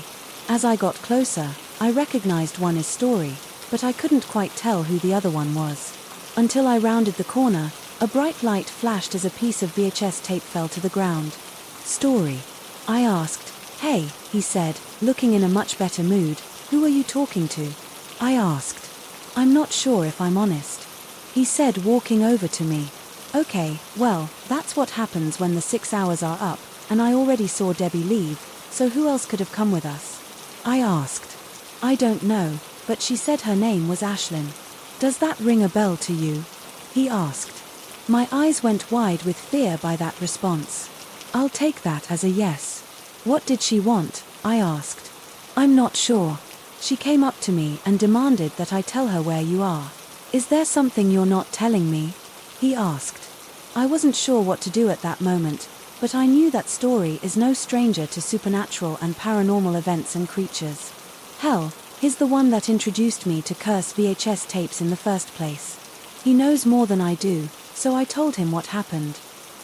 Okay, I can do some research and ask around if anyone or thing knows what's going on with this monster lady in your head. He said I wasn't sure why, but it sounded like there was something else. He wasn't telling me, and I was about to ask when suddenly a bright light flashed around me and I blacked out. I woke up a little bit later on the ground next to the VCR. I heard the tape click to a stop. I looked back to Debbie, who was waking up on the couch, and Story, who woke up on the floor in the middle of the doorway. "Is everyone all right?" I asked. "Got a headache, but I'm good, Debbie's son. I'm good, Story son, good. Let's never watch that tape again." I later confronted Story and asked if he was holding back info from me, but he swore he wasn't, and I didn't want to drive him away by calling him a liar. So I let it go. Use my best bet for finding out more about what's going on with Ashland. He's in the middle of researching and will get back to me if he finds anything. My friend who got stabbed is still in the hospital, but he is recovering. It's gonna take a few more weeks until he's ready to come back. If he wants to come back, I actually haven't talked about that with him yet. My watch partner is gonna take another week or two off before she comes back. I don't know why I didn't go to Story about Ashland first, but at least he's looking into now. However, there is no guarantee that he'll find anything either. Anyway, if anyone has any cursed tapes that they want to get rid of, feel free to message me. I will gladly take them off your hands. I have a hardwood safe filled with Curry's VHS tapes that are to never be watched by anyone, ever, only because I have watched them and have faced and or witnessed the consequences. This post is a warning for the following VHS tape, known as Further Void Layer Exploration Funding. I doubt there would be any copies, but just in case there are more, read this. This tape was given to me by a magician named Carthan. I was relaxing at home when I heard a knock on my door. I opened it and a little light brown eyeball stood there on two tiny legs wearing a satchel and a little postman-like hat. He waved at me, then reached into his bag and pulled out a tape and a note. I took them from him and he waved and went on his way. The note read as such: "Hello Valin, that is my name. Now you know my name is Carthan. I am what you call a magician. I have learned of your efforts to educate people on curse tapes and have decided to send you one that I have found on my journeys. It is a level 2 based on your danger rating. I won't write too much about it because I want you to experience it yourself with your watch partying. You should be safe, but I do apologize if anything bad does happen. If I find any more tapes, I will be sure to send them your way, your friend Carthan." The tape itself is packaged much like tubes. Demonstration 1 was. It was in a black plastic case covered in dust, and inside the tape was labeled Further Void Layer Exploration Funding. The runtime is about 7 minutes. It does not need to be contained, but if you desire to keep it in a wooden box with no metal hinges or locks. Metal only amplifies the energy of the tape. And finally, it has a danger level of 2. See part 1 for the danger guide on cursed VHS tapes. I'm back with the new watch party Debbie, the magician taking the place of my watch partner and Story on the kill switch. I place the tape in and press play. It started with a title card with a location of somewhere in Russia and a date of May 1st, 1997. It also had a warning about actions that would be taken against unauthorized V-rays of the tape. Then it started. It suddenly cut to a man who had just pressed play on the camera he was using.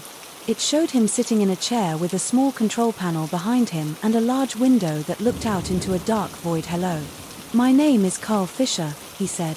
Pushing up the glasses on his face, he wore a green sweater with a red flannel underneath, poking out of the top event.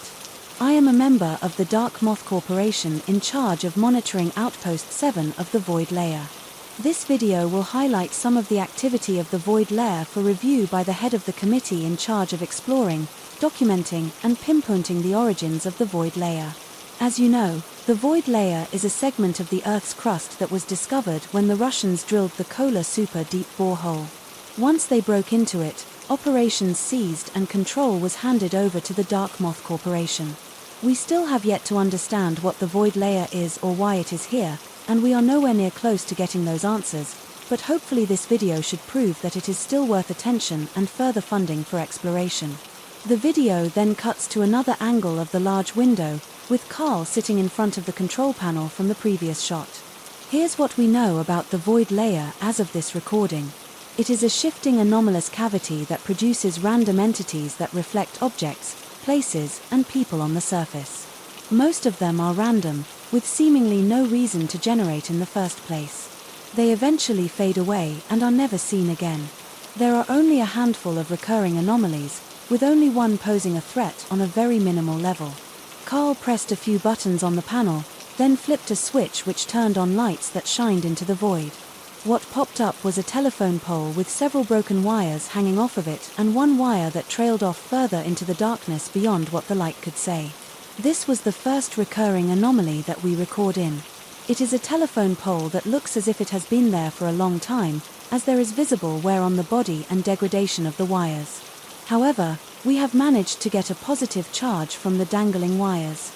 We got authorization to send a team of 2 to follow the one remaining wire that seems to lead somewhere, but the team lost contact with us 3 hours into the journey and have not recovered, since they did not report to any other telephone poles but did confirm that the wire keeps going. All of a sudden the sound of a horn began to emit from somewhere above the outpost. Carl stopped talking and listened for a second, flipping a few different switches on the panel, then pulled over a TV on a rolling stand, turned it on and watched out the window. The sound grew louder until a semi-truck with a trailer attached could be seen, maybe 50 feet away from the window, falling past and into the darkness below. The headlights of the truck shine bright until it disappeared into the void. Carl sat there for a second with a blank expression on his face until he turned towards the camera. Well, there is usually ground there. Here's some footage cuts to another shot of Carl in front of the TV. He pulled over. What you saw earlier was captured on a high-speed camera mounted on the outside of the outpost. He said, taking a remote from the stand and began turning a knob. As he turned it, the truck began to fall into frame. The front of the cab was facing the camera and something looked off with the windows. He zoomed into the frame and waited for the image to become more clear. Once it focused, you could see a fleshy mask behind the windshield with a large smiling mouth and 2 large eyes, one bigger than the other one. As you can see, a large semi-truck had manifested from somewhere above and had fallen to an immeasurable depth that exceeds the spatial limits that we have recorded in the past for the surrounding area. You can also see that there is something filling up the cab of the semi. We cannot determine what is filling it, but it seems to enjoy whatever is going on in this frame. You let it sit on that frame for a while before turning off the TV. The camera then cuts again to Carl sitting at the control panel with a wide angle of the window. That anomaly is a perfect example of the randomness and the variety of what occurs in the void layer. The truck itself looked to be a mid-80s Mack truck with an American license plate. We are in the process of seeing if that plate correlates to a real-world plate. The camera then cuts again to Carl, but he is wearing different clothes and his hair is a little longer. The window is off to the side of the shot as he looks to be hiding underneath. Then he moves the camera towards the window as it pans to a woman standing next to the telephone pole ahead, taller than that. She is wearing a black summer dress. Her hair is white and her eyes are black. Her skin is weirdly translucent, with black veins running through her body. Her feet are cut off. She just kind of floats there and her eyes look like they are twitching. But it is hard to tell. Carl begins to talk quietly from his hiding spot just off camera. This is our recurring anomaly. I talked about that pose as a minimal threat. We call her Big Jenny for reference. The telephone pole is normal sized. She usually doesn't get any closer, but sometimes she gets right up close to the glass. She cracked it on one occasion and we had to replace it.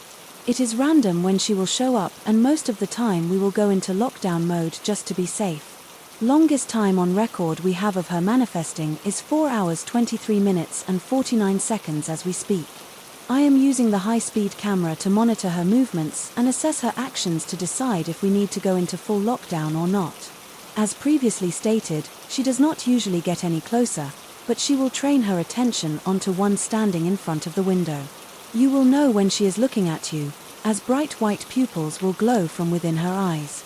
I will now demonstrate. You can hear Carl put down the remote and stand up from his hiding spot.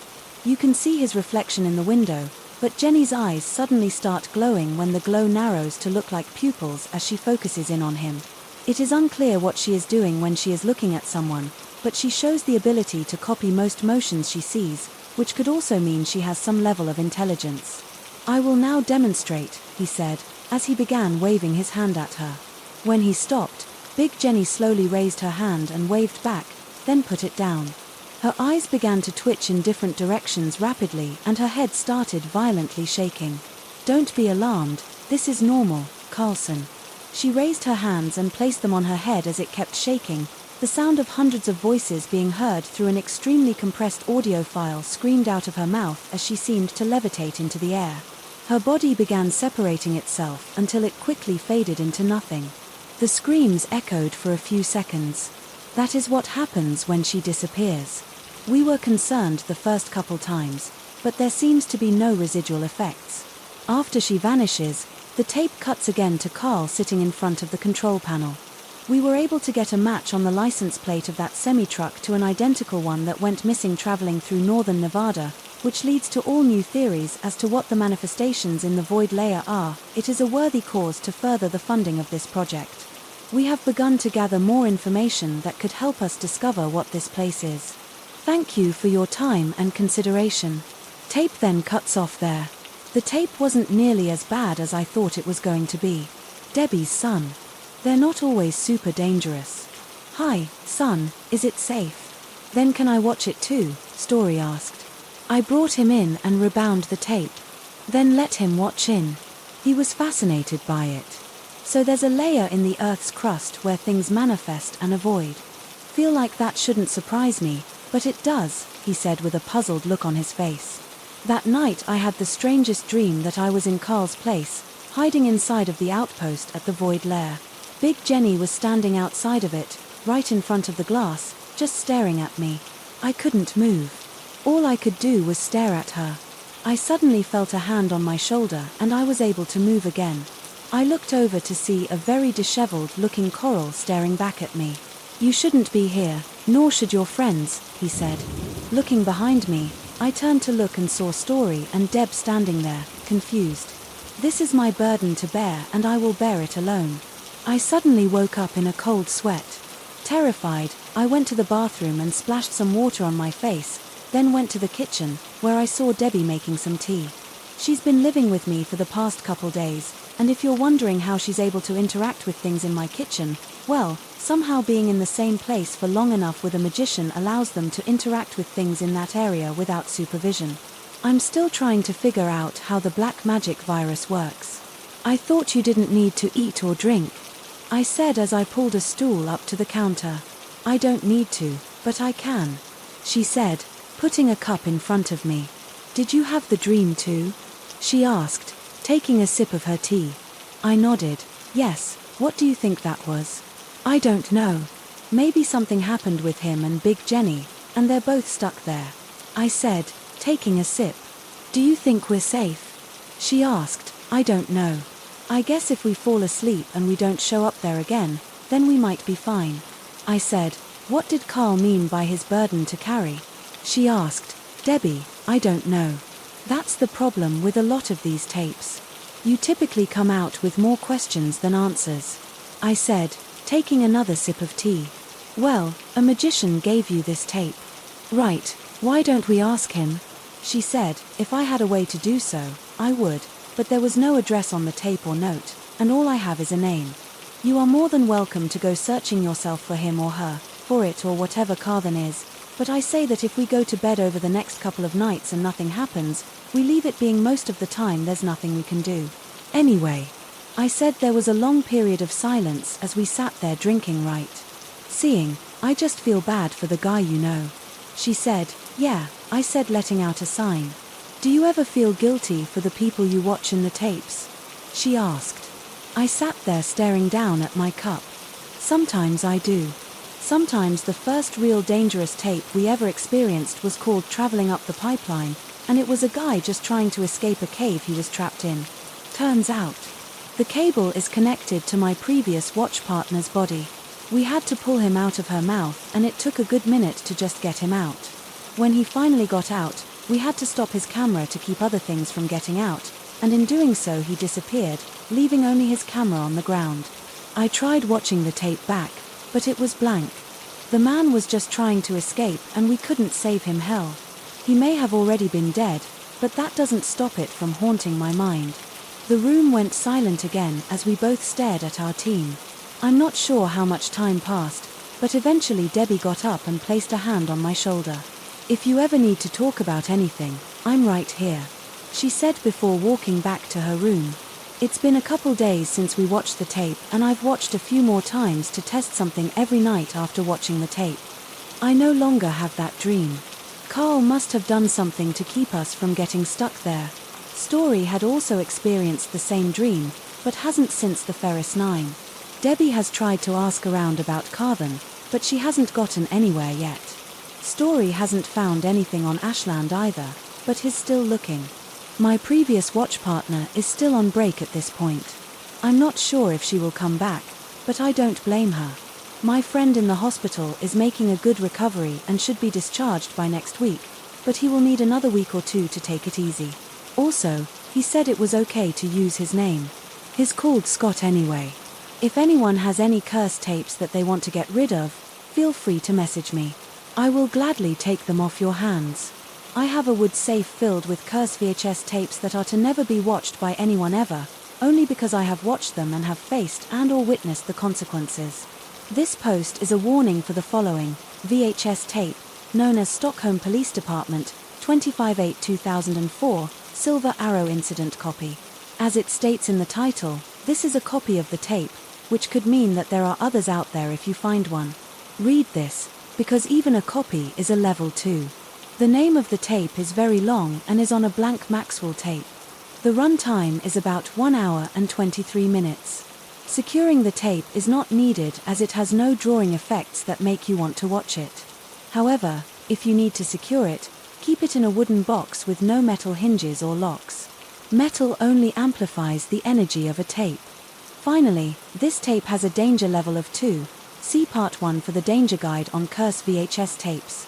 My cursed object friend found this one on a recent trip to Canada and decided to ship it to me. She didn't feel much energy coming off of it, but it was enough to warrant buying it and sending it my way. This one was weird due to the fact that it is a police tape and I was curious. So I looked up what I could about what happened on August 25th in Stockholm in 2004, but I couldn't find anything. One thing that did come up is Silver Arrow incident, but the only thing that popped up was a legend of a ghost train that haunts the Stockholm metro. Thinking that might be what the tape is about, I went in expecting a ghost train boy. Was I wrong? Still rolling with the new watch crew? I had Debbie as my watch partner and Story on the kill switch. I told everyone to expect something with a train and press play. However, what first popped up was a title card, much like Tube's demonstration one, and it read as follows: "This footage has been requisitioned by the Dark Moth Corporation for official use.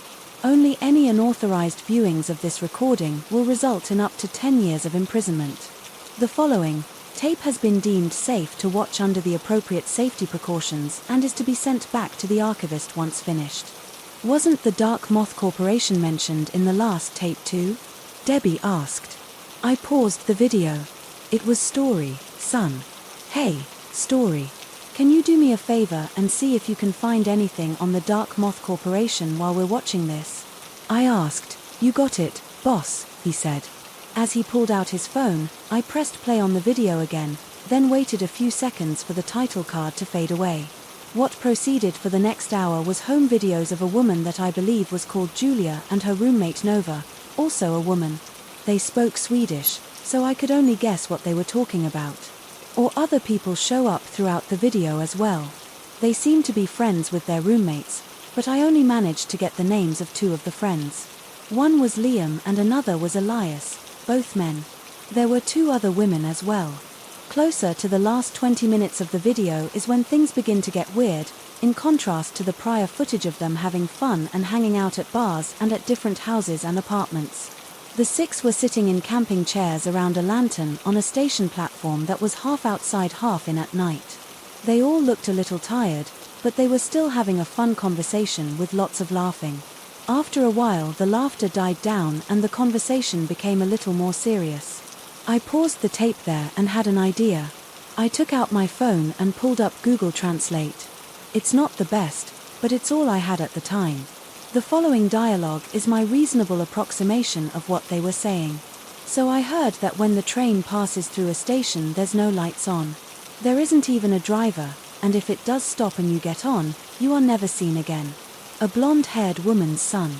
She was one of the unnamed ones. The other one, with no name, had black hair. Well, I heard that if anyone does get on, they're not seen for a week or a month. But when asked they just say they got off the train. Liam said I heard it as a one-way ticket to hell. Nova said the whole group went quiet. Well, that was dark. Elias said, personally, I don't think anything is going to happen. Julia said, what makes you say that? The black-haired woman said, well, I did some research and there's no proof that any of the sightings are legitimate. Plus the Silver Arrow in question was at one point a real train that was taken out of service in 1996, Julia's son. Well, if you think that it's, then why are you here? The blonde woman asked. I'm not saying it's. I'm just saying that if we see a train it'll probably just be a normal green train testing the tracks for abnormalities or something. Plus you wanted to record it. If we see it and I am the only one with a camera, Julia makes a point. It is just a legend. After all, Liam said, and why are we here, Liam? A blonde woman asked. Because not all legends are fake, and if we do not see anything then we hang out and have a good time. When he said they all laughed to themselves a little before it went silent again, I have a question. What are we going to do if we do see it? Hypothetically speaking, a black-haired woman, son, there was another pause as everyone looked at each other. I'm getting on. Nova said they all looked at her like she was crazy. Are you not afraid of what might happen? A black-haired woman asked. Nova shrugged her shoulders. I'm the only one without a job and a place of their own. I think I can risk my life for an adventure, she said. There was another pause before Elias burst out laughing hell. If we see it, I'll join you, he said. One by one, they all agreed to get on the train if it showed up. The footage then cut to a shot of the station platform facing down the tracks. A couple of the friends were standing down the way, pointing at a distant light that was coming closer. Julia could also be seen in front of the camera. As the light got closer, the train began to form behind him. A giant, pale elongated head made up the first car. Its eyes acted as lights instead of wheels. It had a series of legs that carried it like a millipede. The 7 cars behind it were a series of giant conjoined heads that laid on their sides. The mouths were the trained corridors. The sound it made were indistinguishable from a normal train. As it screeched to a halt, there was a release of pressure out the nostrils of the faces as their mouths opened like trained car doors. Some of the friends began walking in, so Julia walked over to grab her camera. By the time she had gotten behind the camera, all of her friends besides Nova had answered what the Julia said before smacking the side of the camera. Possibly thinking it was a glitch and that hitting it would fix it somehow. What's wrong? Nova yelled as she began walking over to her. Guys, get out of the train. Julia yelled as she ran towards the car. Everyone had entered. Nova passed by the camera then screamed. The mouth suddenly closed and Julian made sure to stay a good distance away from it. Nova picked up the camera and began running towards Julia. The sound of metal creaking and crumpling admitted behind Nova. As Julia screamed and pointed behind her, Nova swung the camera around behind her and caught the long head of the front train car, raising up and bending back to face them. Light beams coming out of its eyes narrowed as one focused on Nova and one on Julia. It suddenly opened its mouth and let out a huge, aggravated scream that sounded like a train horn blaring out its legs, skittering underneath its exposed undercarriage. Its open mouth revealed several moving components, almost like an engine. Julia and Nova could also be heard screaming. A long head closed its mouth and growled at them before quickly realigning itself on the tracks and taking off down the train platform. The camera was suddenly dropped as Nova could be heard hysterically crying. The tape cut off there. What the actual Debbie said? It was silent. I wasn't sure how to comprehend what I just watched. Most of the tapes we had watched up to that point had some sort of fantastical setting or weren't accessible places to begin with, or something. But the fact that this happened in a metro station in Stockholm, a place that I can very easily get to if I wanted, made me feel extremely uneasy. You know what? Let's just not focus on that for a second story. Do you have any info on the Dark Moth Corporation? Debbie asked. Was the tape really that bad or something? Story asked. I don't want to talk about it. If you want to watch it later, that's fine, but you're better off not anyway. Do you have anything? Debbie asked. Story looked at us confused for a moment before going back to his phone. No, I haven't found anything official other than some conspiracies in a forum about organizations that are hiding something. But the only thing on that forum is a mention of a dark moth facility in Vancouver, Canada. There is no other mention of anything else. He said, putting his phone away. Okay, would you mind looking into your other sources to see if you can find something? I asked. Yeah, I can do that. Was the tape really that bad? He asked. I think I might have a permanent fear of trains now. So yes, that'd be sad.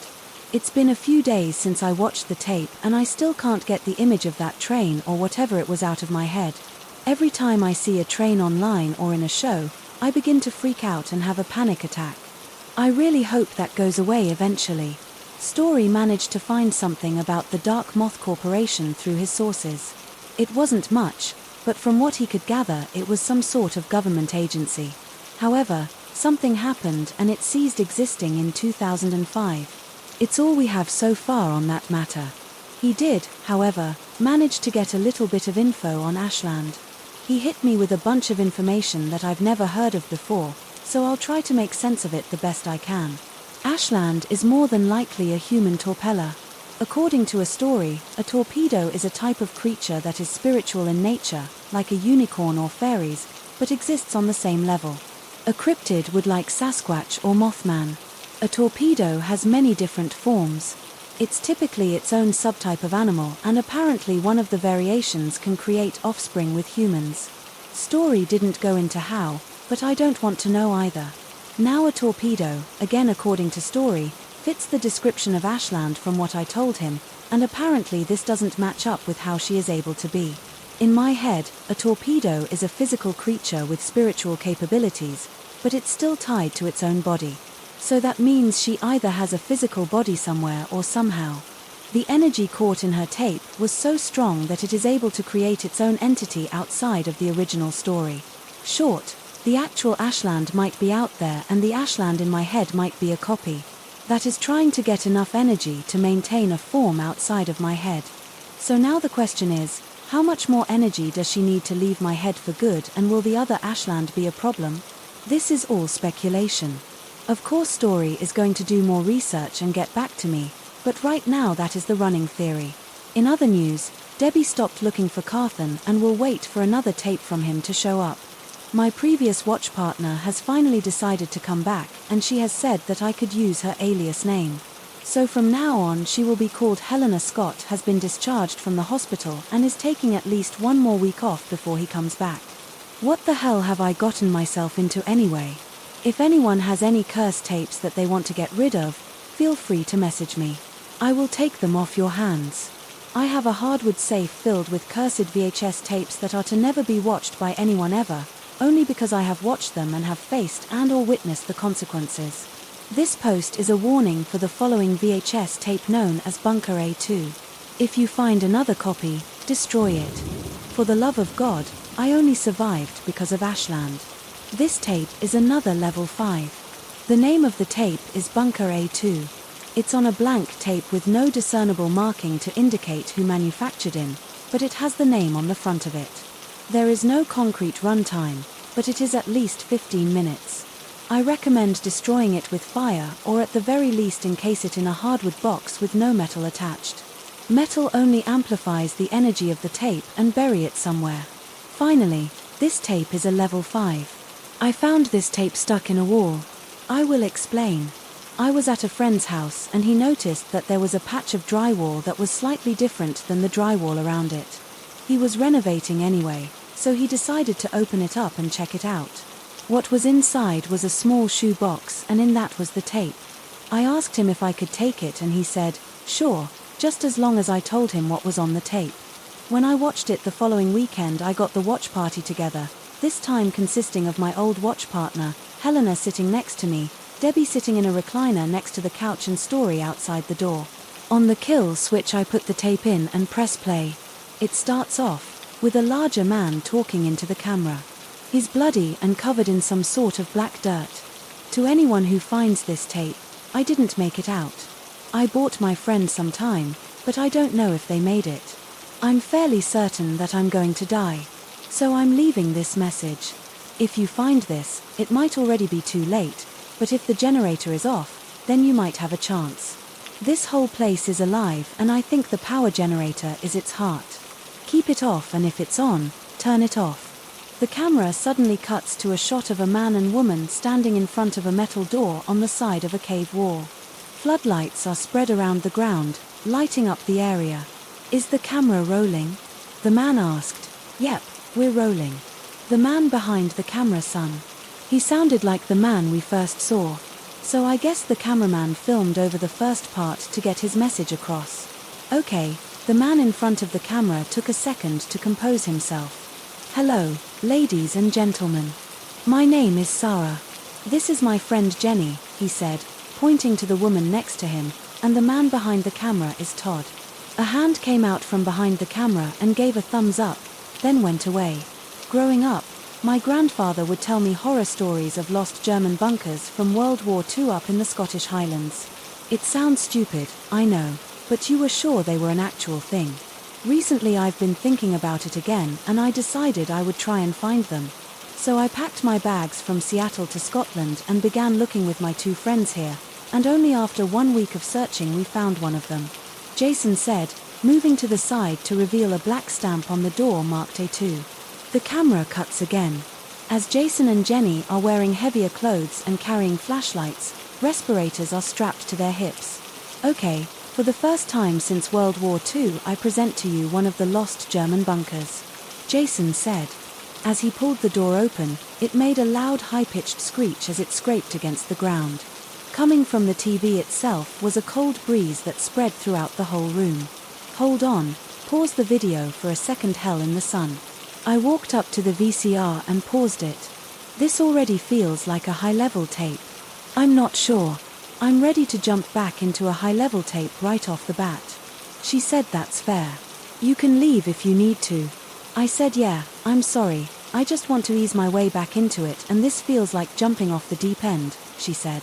As she stood up from the couch, I walked her over to the front door, but it was locked, which was weird because we were locked on the inside. I asked Helena to check different windows to see if they could open, but every one of them was locked tight. Eventually Debbie came looking for us. Are you guys good? She asked. Well, you see, Helena suddenly cut me off. We're locked in. She said. What? Debbie asked. None of the doors and windows will open. I said, oh well, this could be bad. Debbie said, hey guys, Story yelled from the watchroom. What's wrong, Story? Debbie yelled, she's here. He yelled, she? Debbie asked. It took me only a second to figure out what he meant by that and began running back to the watchroom. Debbie and Helena followed behind me. I turned the corner to see Story standing in the doorway. Looking inside. He saw me and stepped to the side so I could come in there. Leaning against the opposite wall was Ashlyn. She stood there with her eyes closed, in a long black coat, a grey t-shirt and dark blue eyes. Ashlyn, I asked. Her eyes opened already, pointing towards me. You really picked a bad tape. She said, yeah, I can tell. Why are you choosing now to show up? I asked. Well, let me give you all a lesson, except you, Story. You should already know, she said. As she leaned off the wall and stood up, strain, her head was only a few inches from the ceiling. I need energy to maintain a physical form, of which I don't have a lot of at the moment. Suzuka only filled 2 of the 10 slots. She said slots. I asked. Ashlyn took her hand out of her pocket and showed us her nails. On her index and middle finger were 2 glowing orbs, one red and one yellow, the same colors as Suzuka's eyes. 2 sloths is barely enough to create a physical form. But whatever's on this tape has made an energy field that has taken over the entire house. I can use that energy to manifest in the real world, she said, putting her hand back in her pocket. Well, can we just take the tape out or kill the power or something? Debbie asked. I don't think you understand what I said. This tape has already taken over the house. I'm fairly certain. The only reason why we aren't seeing any further progression of the possession of this house is because you paused the tape, keeping whatever's in there from coming out even more, she said, pointing to the TV and I've already tried to cut the power but nothing happened. Story said, okay, what do you suggest we do? Then, Helena asked, continue watching the tape and I'll deal with whatever comes through that tonight. No, Story has a gun, Ashland said, pointing to him. We all looked over the Story in surprise and shock. A worried expression crept across his face as his eyes started to each of us. It's a curse item I use in case of emergencies, he said, reaching into an inner pocket in his coat and pulled out what I recognize as a Luger P08 from growing up playing Call of Duty. But it looked weird. There were a couple things about it that made it look off, but he put it back in his coat before I could get a closer look, dabbing. Helena and I looked at each other, confused on what to do next before we looked at Ashland. What are you looking at me for? The sooner we deal with the tape, the sooner we get out of danger, she said. As she leaned back against the wall, everyone but Ashland looked at each other, then shrugged. I went and pressed play on the team jumping back into it. Jason and Jenny were looking through the entrance down a long corridor. At the very end was a staircase going down. Well, I wasn't expecting that, Jason said as he entered the hallway. I don't smell mold or mildew, or at least not yet, so we might not need the respirators for a while, he said. They all walked further into the corridor towards the stairs. Jason ran his hand along the wall, then checked his fingers. No chipping or residue. The paint is in good condition. This place must have been irritating, he said, as he took some sort of small square device from his front coat pocket. The air quality is normal, but I'll keep an eye on it, just in case, he said. As he put it back in his pocket, Jason and Jenny stopped in front of the stairs and looked down, shining a flashlight. Well, that's not the least bit ominous. Jenny said, Todd, get a shot of this. Jason called the camera, moved past him and looked down the stairway. It must have been at least 60 or 70 feet down. The camera suddenly cuts for a second to a shot of Jason's lower body sticking out of the ceiling of a hallway, with several arms reaching out of the walls reaching for him. The scene was on screen for maybe 3 or 4 seconds before it cuts back to Jason and Jenny walking through a hallway. Something grabbed Ashland's attention during that scene as she looked around for a second before placing her hand on the wall and closing her eyes. Everything okay, Ashlyn? I asked. She put a finger to her lips. Ignore me and keep watching. She said I was worried, but I really couldn't do anything else. So I kept watching. Some time had passed since the last cut and I wasn't sure what was going on, other than they were walking to something. The flashlight they were using was having trouble illuminating the hallway. It only went half as far as when they first entered. Eventually they came up to a metal door with a sign that said Actang, with a symbol of a man being shocked by lightning. This must be the generator, Jason said. Are you sure this will even work? Jenny asked. Jason reached for a pair of rubber gloves that hung on a hook next to the door. Well, everything else in this bunker seems to be in good condition. Might as well try, he said, slipping on the gloves. I'll be back in a second, he said, before opening the door and closing it behind him. A few seconds pass as Jenny and Todd are waiting outside the door before she turns to him. Does this feel weird to you? She asked. In what way? Todd asked. Well, I mean, we found a lost German bunker in Scotland in what looks like pristine condition. She said, well, when you put it that way, yes, it's very weird. Todd said. The lights in the hallway suddenly snapped on. Jenny looked surprised as she turned off her flashlight. No way, that actually worked, she said. Todd panned the camera up to the lights, then down the hallway, and just for a second, a grey woman, the same color as the walls, appeared far down the hall before melding into the floor in an instant. Jenny, did you see that? Todd asked. See what? She asked. The camera suddenly cuts again, the footage of Jenny on her knees, yelling and reaching towards the camera from outside the bunker entrance. Looking in, The camera is slowly overtaken by the same painted concrete as it's encapsulated in its entirety. Every sound is muffled, but the camera manages to switch to night vision to reveal several slits in the concrete. In unison, they all open to reveal emerald green eyes. There's a loud squeal before it cuts back to Jenny and Jason as they're running down another hall. A siren is blaring at consistent intervals. Ashland quickly yanked her hand away from the wall. "Everyone in the center of the room now stay away from the walls," she said, moving to the middle of the room. We all quickly got up and huddled near Ashland while she took off her coat. Rocky protrusions bulged out of her arms as the exhaust tubes grew out of the top of her head. "And what the?" Debbie asked. "Long story. Don't worry about it," Ashlyn said, her eyes quickly changing to a multitude of colors. Story had taken his gun back out and kept it pointed down. I caught a good look at it and confirmed that it is a Luger Poa, and later learned that it is an artillery Luger from World War I. Creaking sounds begin to quietly emanate from every wall around us. "Ashland, what's going on?" I asked. "Just stay away from the walls. And if I say run, you run," she yelled. I wasn't paying attention to the tape for so long that when I looked at it again, I saw Jason and Jenny walking down more stairs. But the footage cuts again to Todd being thrown into a blob of writhing flesh. He lands on it and starts trying to get off, but the flesh begins to latch on and melds his body to it. The screams as his body is stretched out and absorbed until he's nothing more than a patch on the flesh mass. The blob then moves closer as the camera remains still. It gets right up to it, then begins to physically spill out of the TV run. Ashland yelled. His black and white tubes shot out of the bulges from her arms at the blob. Story was the first to run out, leading the way with his gun pointed forward. We all ran behind him. "Where are we supposed to go?"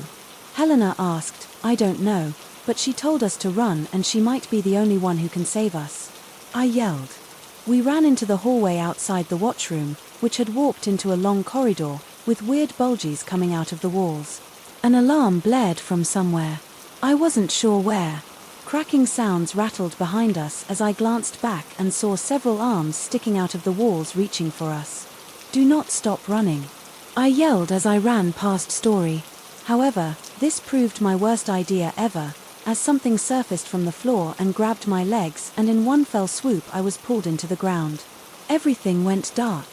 The only thing I could see was shadows moving in a massive void. As I was floating in, the sounds of men screaming echoed throughout. As I tried to get a grasp as to what was going on around me, Valin Ashlyn yelled from somewhere. Suddenly I felt something wrap around my body and pull me backwards. I looked down to see a large white tube around me. "I don't think so," a Scottish voice said. A large grey hand came out of nowhere and grabbed me by the legs. "Let go of them, you concrete freak," Ashland yelled.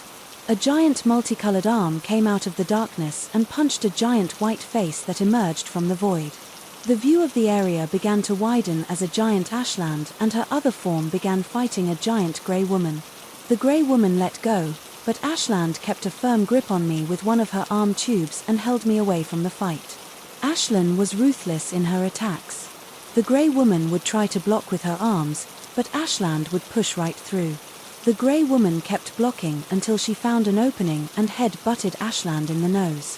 Ashland was knocked back enough to give the grey woman some time to get some punches in towards her torso.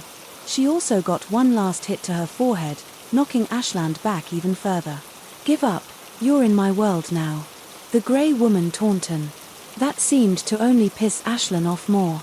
As her eyes changed from a multicolored to a dark red everywhere, her teeth rapidly sharpened as she charged the grey woman.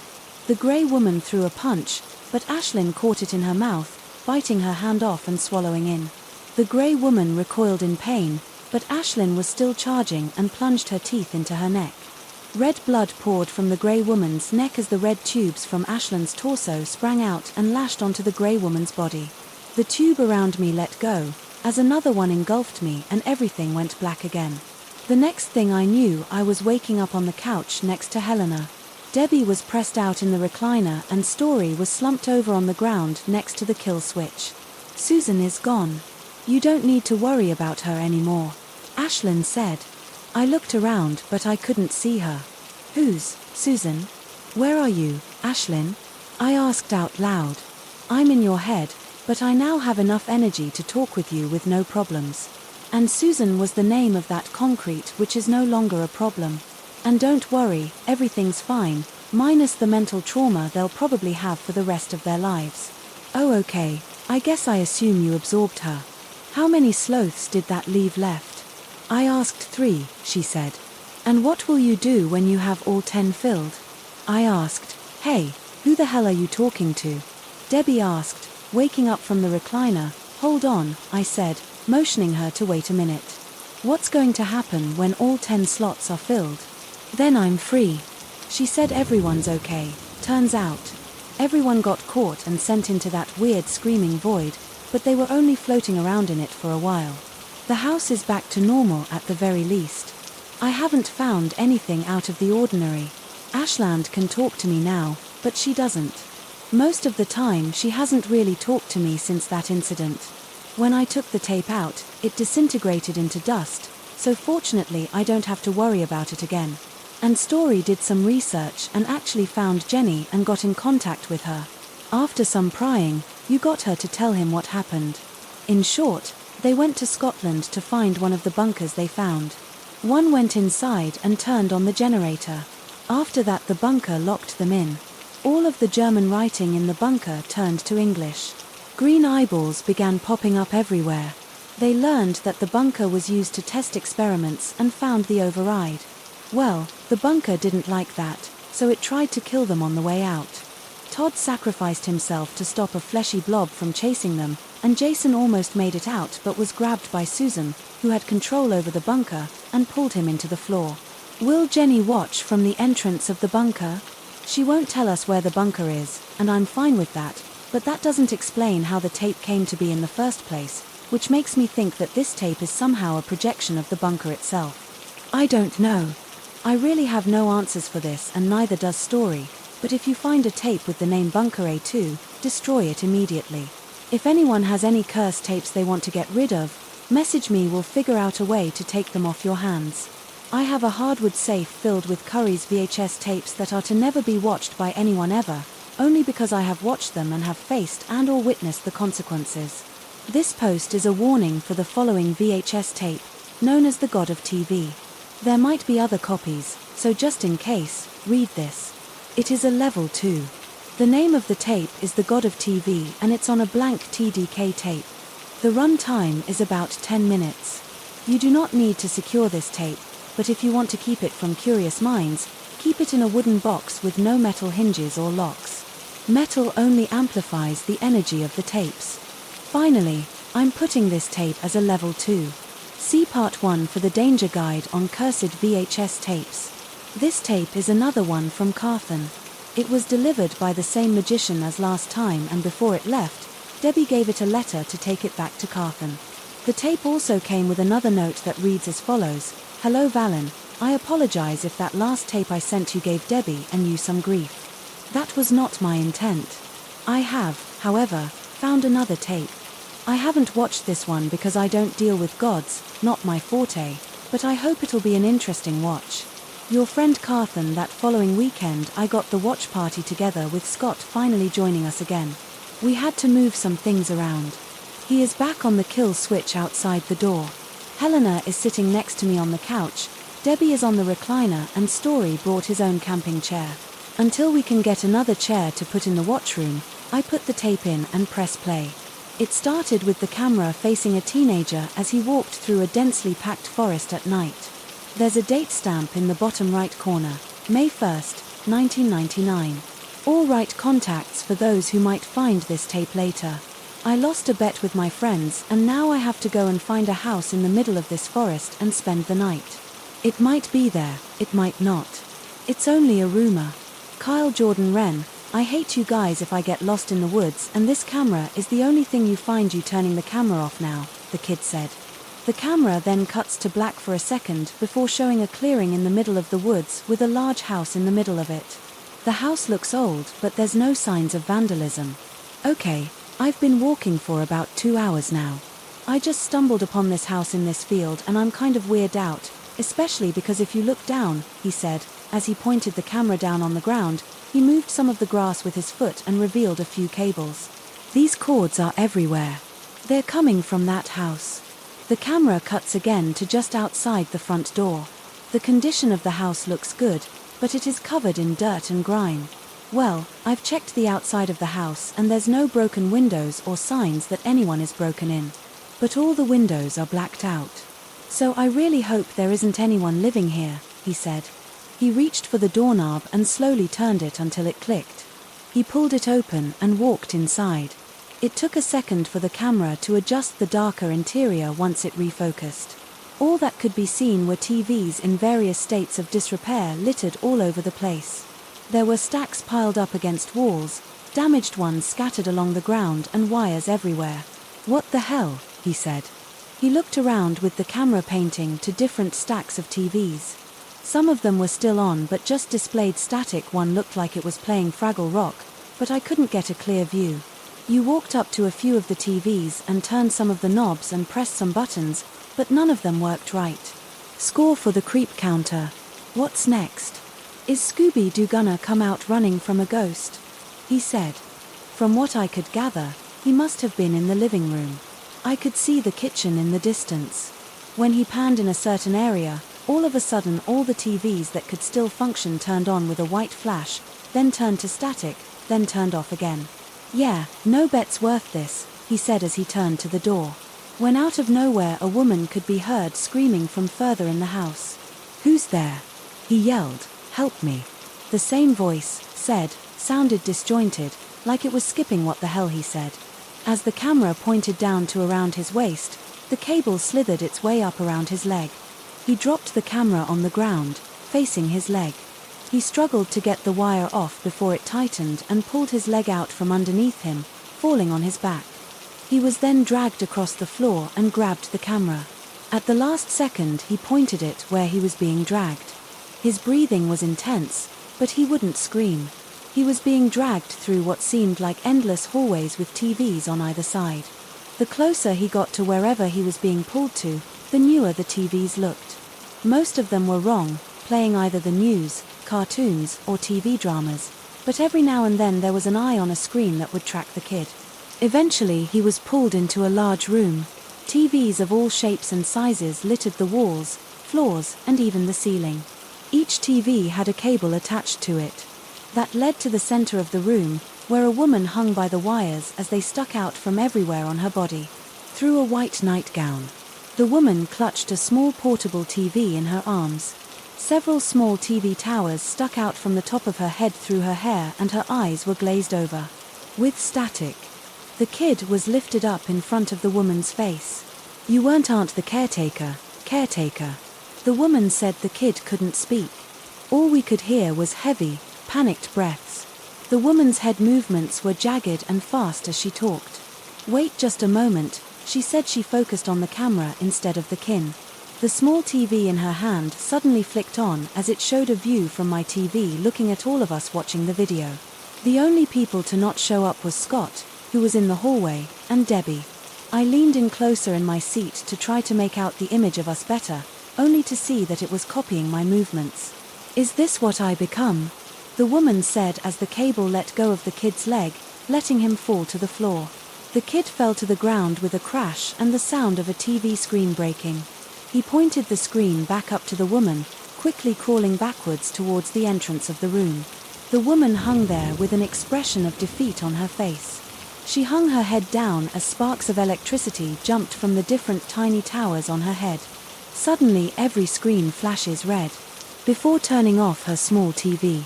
She's holding turns to static, leave here and never speak a word of this. The woman said. Slowly the screens turned back on to show different shades of blue and grey. The tape cuts there. Did we appear on her TV? Elena asked. We did. I said I didn't, so I'll leave you guys to figure that one out. Debbie said as she got up and walked to the door. Thanks, Debbie, real team player. Helena said, no problem, let me know if we're all gonna die. She said she left the room. Helena rolled her eyes as she sulked into the couch. Little Story crossed his arms and looked down in contemplation. What are your thoughts on this story? I asked something about. This doesn't give off the feeling that we're in danger. He said I agree with Story. Ashland's voice suddenly came out of nowhere in my head. Oh, now you chime in.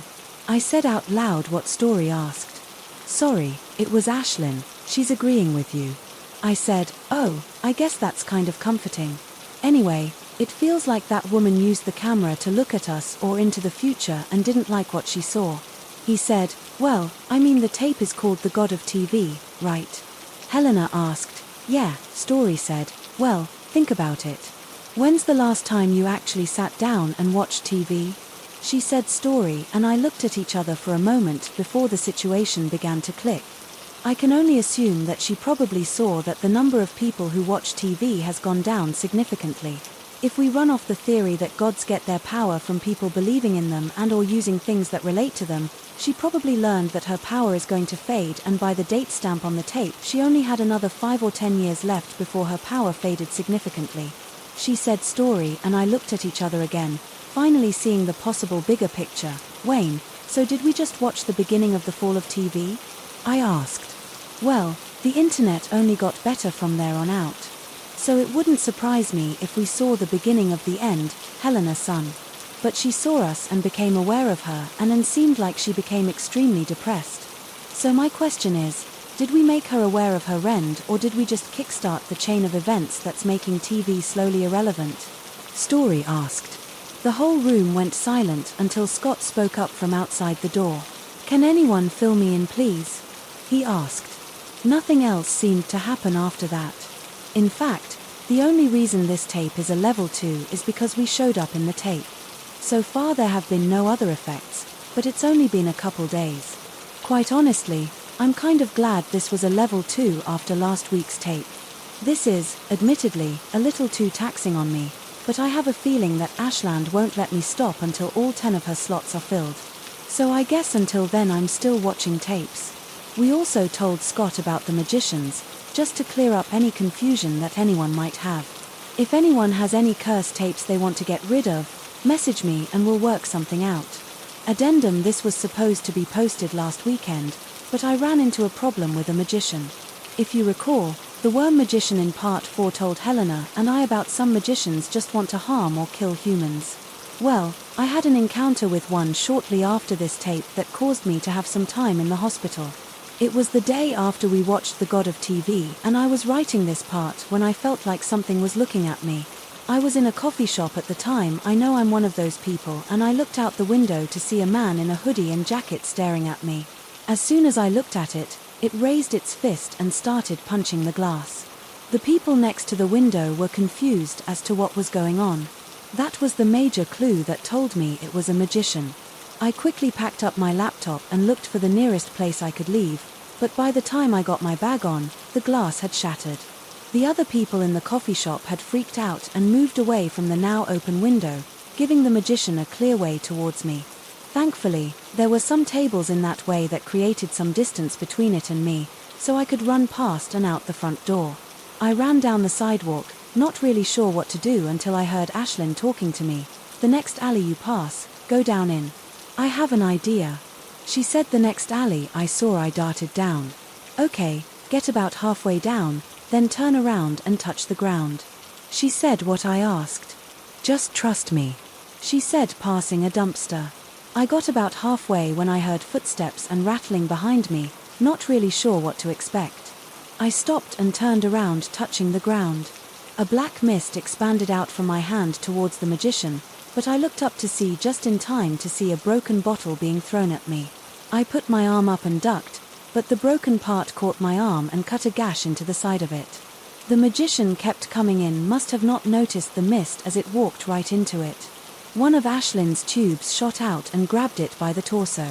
It only reacted for a second before it was picked up and slammed headfirst into the ground. The tube let go and retracted back into the mist before Ashlyn crawled out of it.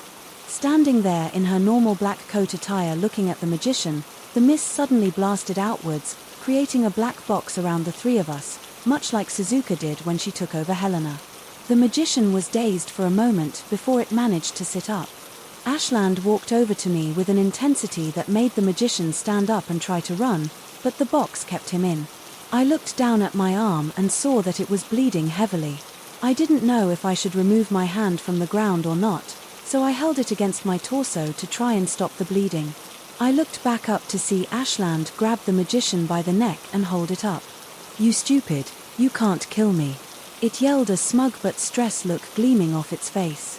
"And you," she said, moving him closer to her face, "don't realize what I'm capable of." The smug look fell as she rolled up one sleeve to let the tube slither out and grab its neck in place of her hand. She then rolled up her other sleeve as more tubes come out and grabbed the magician by the limbs. The exhaust tube sprouted from the top of her back, spraying some red liquid. "Wait, what are you doing?" it yelled. "Getting rid of a problem," she said. His red tubes came out of her torso and stabbed into the magician's body. In one swift motion, the magician quickly dried up into a weird grey mass clothes, and all until it became a grey leather material that she dropped onto the ground. The red arm tubes retracted for a moment before black liquid spewed from the exhaust tubes as she hunched over. A few moments later, the black tubes also retracted as she turned around and looked at me with relief. Then, "Shock Valen," she said, running back over to me. The walls quickly dropped and the mist moved to just under her feet and a small trail from my hand. "Holy, you're pale," she said, touching my face. I moved my arm to show her the gash. I was so focused on what was happening in front of me that I didn't even realize how dizzy I was. She took off the sleeve of her jacket, then ripped a part of her t-shirt off and wrapped it around my arm. "Where's your phone?" she asked. "Front pocket," I said. As my head began getting heavier, Ashlyn reached into my pocket and pulled out my phone, then placed her hand on my neck. "Take your hand off of the ground and apply pressure to your wound. Who lives closest to here, Scott?" I said, taking my hand off of the ground and pressing against my gash. "What happened after?" That was a little spotty, but I remember Scott showing up a few minutes later and Ashlyn filling him in on what happened then, both of them helping me to his car. Ashland disappeared back into my head when I got in his car. I got to a hospital and looked down at my arm to see that the piece of t-shirt was still there. I got checked into the ER. They cleaned the wound, stopped it from bleeding, stitched it up. It gave me a blood transfusion. I spent the next couple days in the hospital. Then I was checked out. I asked something about, "This doesn't give off the feeling that we're in danger." He said, "I agree with Story." Ashlyn's voice suddenly came out of nowhere in my head. "Oh, now you chime in." I said out loud what Story asked. "Sorry, it was Ashlyn, she's agreeing with you." I said, "Oh, I guess that's kind of comforting. Anyway, it feels like that woman used the camera to look at us or into the future and didn't like what she saw." He said, "Well, I mean the tape is called The God of TV, right?" Helena asked. "Yeah," Story said. "Well, think about it. When's the last time you actually sat down and watched TV?" She said Story, and I looked at each other for a moment before the situation began to click. I can only assume that she probably saw that the number of people who watch TV has gone down significantly. If we run off the theory that gods get their power from people believing in them and or using things that relate to them, she probably learned that her power is going to fade, and by the date stamp on the tape she only had another 5 or 10 years left before her power faded significantly. She said Story, and I looked at each other again, finally seeing the possible bigger picture. "Wayne, so did we just watch the beginning of the fall of TV?" I asked. "Well, the internet only got better from there on out. So it wouldn't surprise me if we saw the beginning of the end," Helena son. But she saw us and became aware of her, and then seemed like she became extremely depressed. So my question is, did we make her aware of her rend, or did we just kickstart the chain of events that's making TV slowly irrelevant? Story asked. The whole room went silent until Scott spoke up from outside the door. "Can anyone fill me in, please?" he asked. Nothing else seemed to happen after that. In fact, the only reason this tape is a level 2 is because we showed up in the tape. So far there have been no other effects, but it's only been a couple days. Quite honestly, I'm kind of glad this was a level 2 after last week's tape. This is, admittedly, a little too taxing on me, but I have a feeling that Ashland won't let me stop until all 10 of her slots are filled. So I guess until then I'm still watching tapes. We also told Scott about the magicians. just to clear up any confusion that anyone might have. If anyone has any curse tapes they want to get rid of, message me and we'll work something out. Addendum: this was supposed to be posted last weekend, but I ran into a problem with a magician. If you recall, the worm magician in part 4 told Helena and I about some magicians just want to harm or kill humans. Well, I had an encounter with one shortly after this tape that caused me to have some time in the hospital. It was the day after we watched The God of TV, and I was writing this part when I felt like something was looking at me. I was in a coffee shop at the time. I know I'm one of those people, and I looked out the window to see a man in a hoodie and jacket staring at me. As soon as I looked at it, it raised its fist and started punching the glass. The people next to the window were confused as to what was going on. That was the major clue that told me it was a magician. I quickly packed up my laptop and looked for the nearest place I could leave, but by the time I got my bag on, the glass had shattered.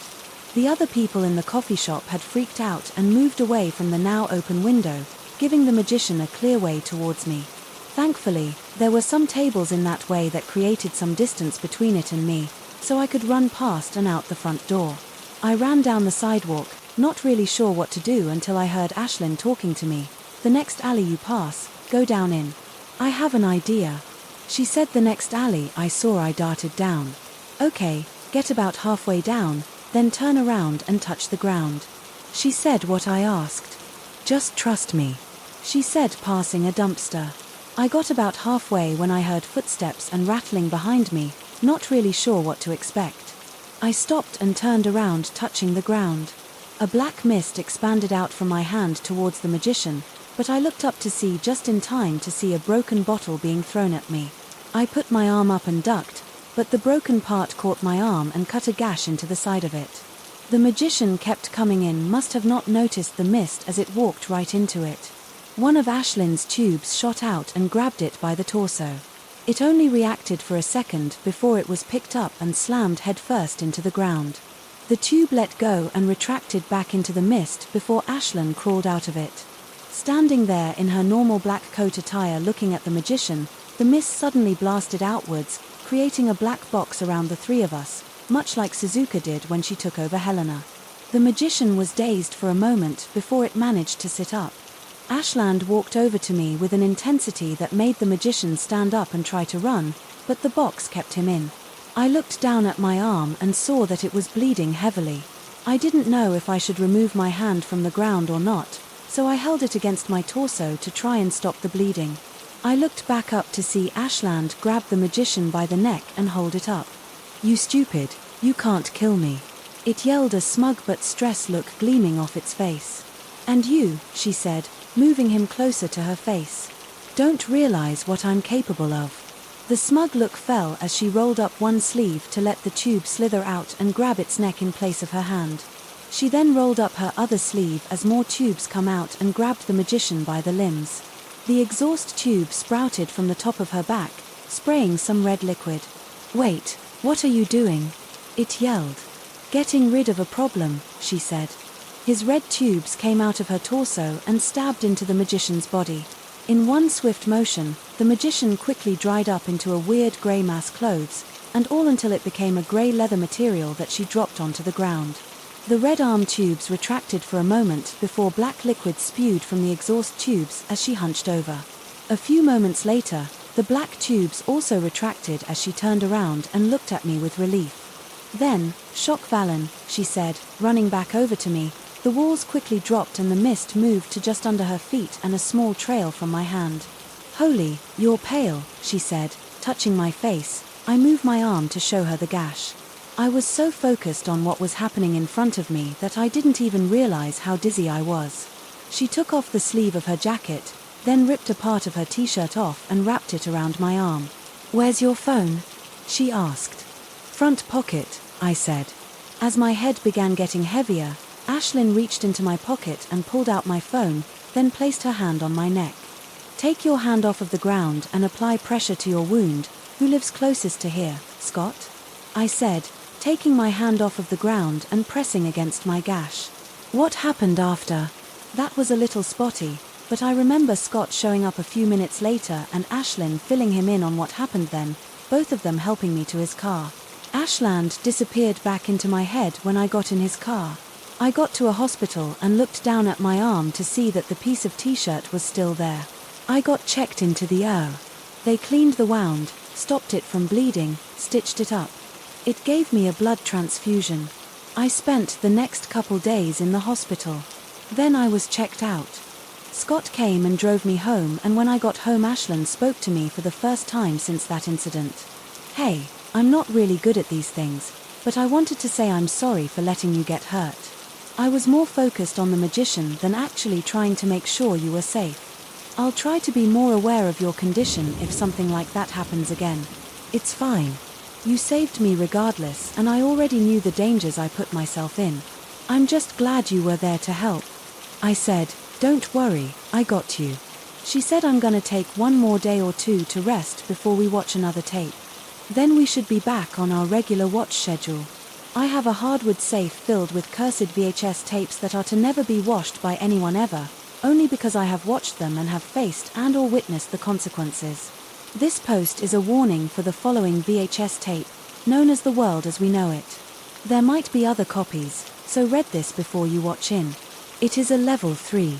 The name of the tape is The World as We Know It. It is a blank Sony tape with a run time of about 45 minutes. Securing the tape isn't necessary, but if you want to keep it from curious minds, keep it in a wooden box with no metal attached to it. Finally, this tape is a level 3. See part 1 for the danger guide on curse VHS tapes. This tape was sent to me by my Cursed Objects friend after finding it in a rummage sale that had an expansive VHS tape collection. She doesn't watch them, so she sends them to me, although before we sat down and watched it, I had an idea and asked Ashlyn if she could detect whether or not this was a high-level tape or not. She told me it wasn't to guarantee, but she could possibly give a rough estimate. She told me to grab it and hold it in my hands. A black mist emanated from my hands before going away. The energy from the tape is too low for it to be a real danger. I would say more than a 1, but no more than a 3, and that's pushing it, she said in my head. With that knowledge, I told the watch party what level of tape we might have based on Ashlyn's estimate.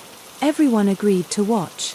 So we got together and set up, with Helena next to me on the couch, Debbie on the recliner, Scott out in the hall with the kill switch, and Story in a smaller recliner. We got from Goodwill. I pressed play on the VCR and away we went. It opened on a news broadcast from the mid-90s or so. Starting from the beginning, everything seemed normal up until about the 30-minute mark when the broadcast was suddenly interrupted. The screen went black. As the sound cut out, I thought that maybe my VCR broke until a lower pitch shifted voice began speaking. The world, as we know it, will not be the same. November 15th, 2014 will mark the beginning of the decline. That will be reality's downfall. Although it will be a slow process, it is an inevitable one. What you are about to see is only a glimpse of what is to come in the future. The voice said there was nothing for a couple seconds. Just the blank screen sounds like someone's trying to be edgy and hijack a TV station. Hell, in a sudden, maybe I said out of nowhere. The screen began flashing images at a rapid pace and my vision narrowed. Everything around me seemed to go dark. As the TV sat in front of me, the images slowed down to a point where they weren't images but videos.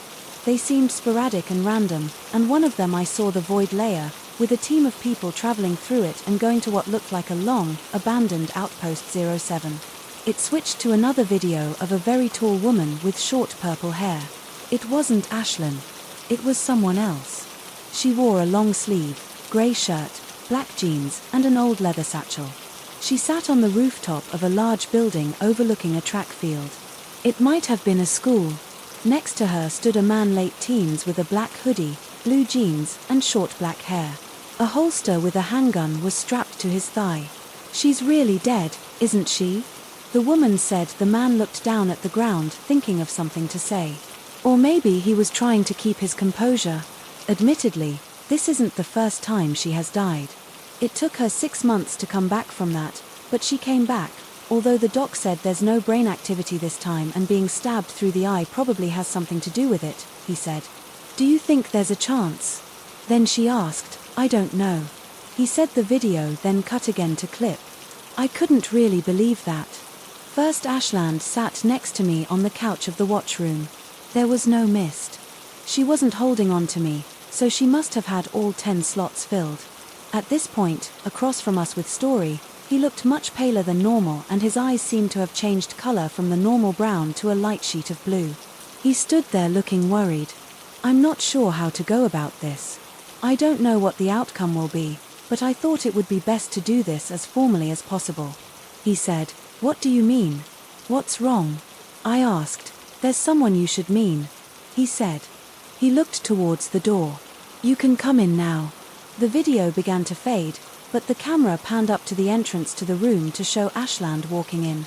So many different videos played in front of me that I only remembered a few of them, but the last one I remember was a woman sitting in a bedroom with no windows. Everything was some shade of either red, black, or brown. She sat in a chair facing the left of the room. Her left side profile was all I could see. She wore a black jacket with dark blue jeans and Converse shoes.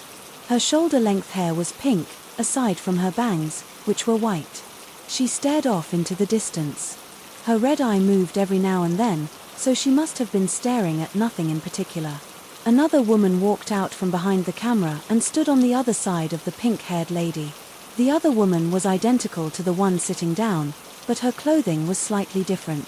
She had long black hair and her eyes were yellow. She bent down and whispered something in the pink-haired girl's ear for a moment before pointing towards me. The pink-haired girl slowly turned her head towards me. Right eye looked as if it had been stabbed through with a large blade. A long open wound sat vertically in the middle of it. I didn't notice it before, but her left arm was actually missing. It was just an empty sleeve. They both stared at me as if waiting for something to happen.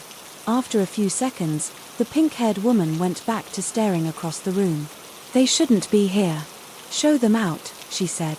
The woman walked towards the camera, but she didn't stop in front of it. In fact, there wasn't a camera there at all. I didn't realize it, but we were in the room. It wasn't a video.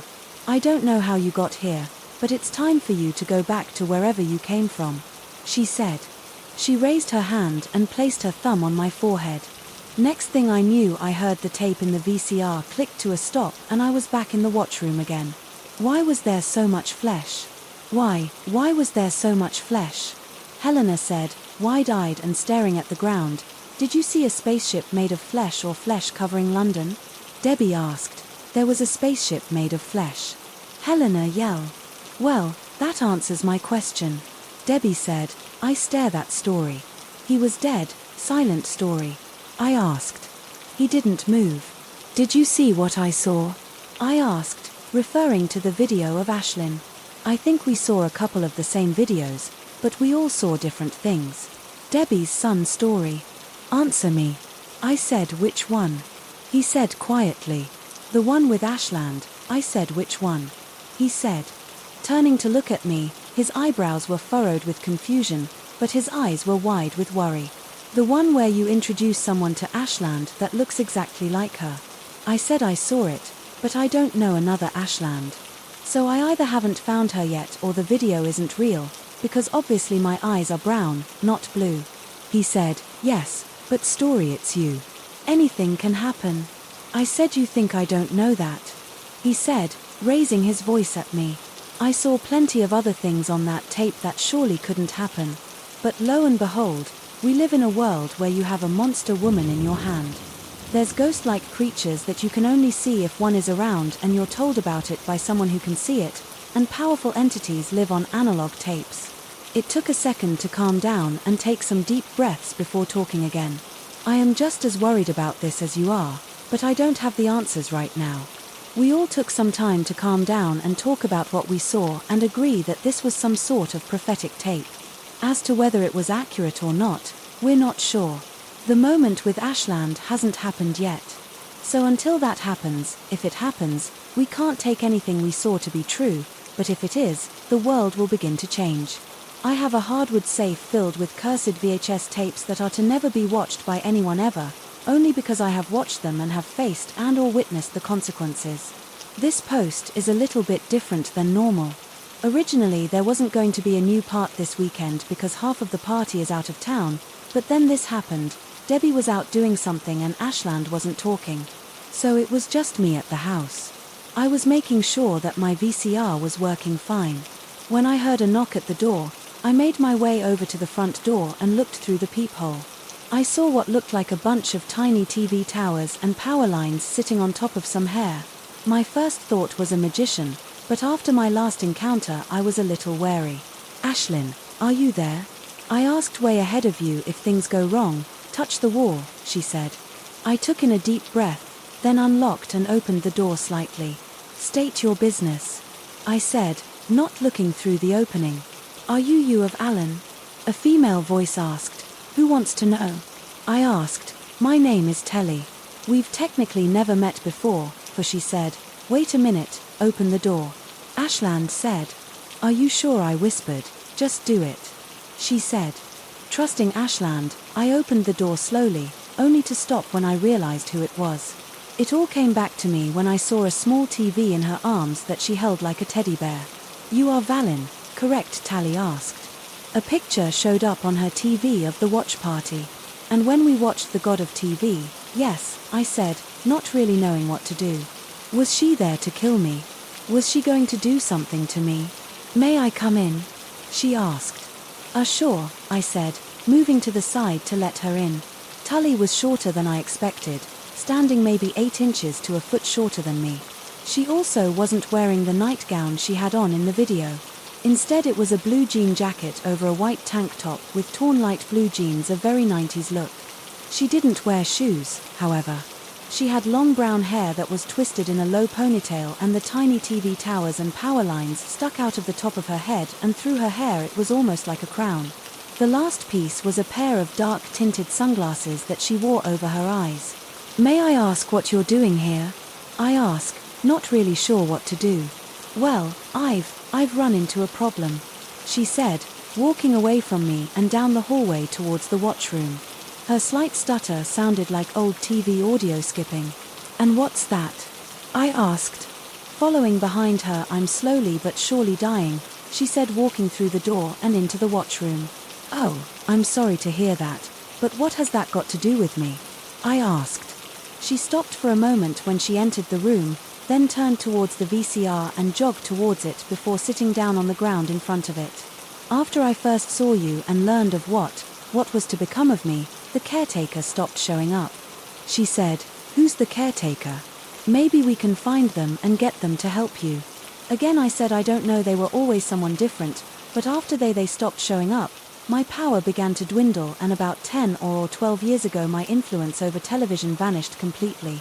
That power went to the entity that controls the internet net. She son still staring at the VCR. This entity wouldn't happen to be named Lane, wouldn't? I asked. I don't know. But I get the reference. I've never met any of the other gods.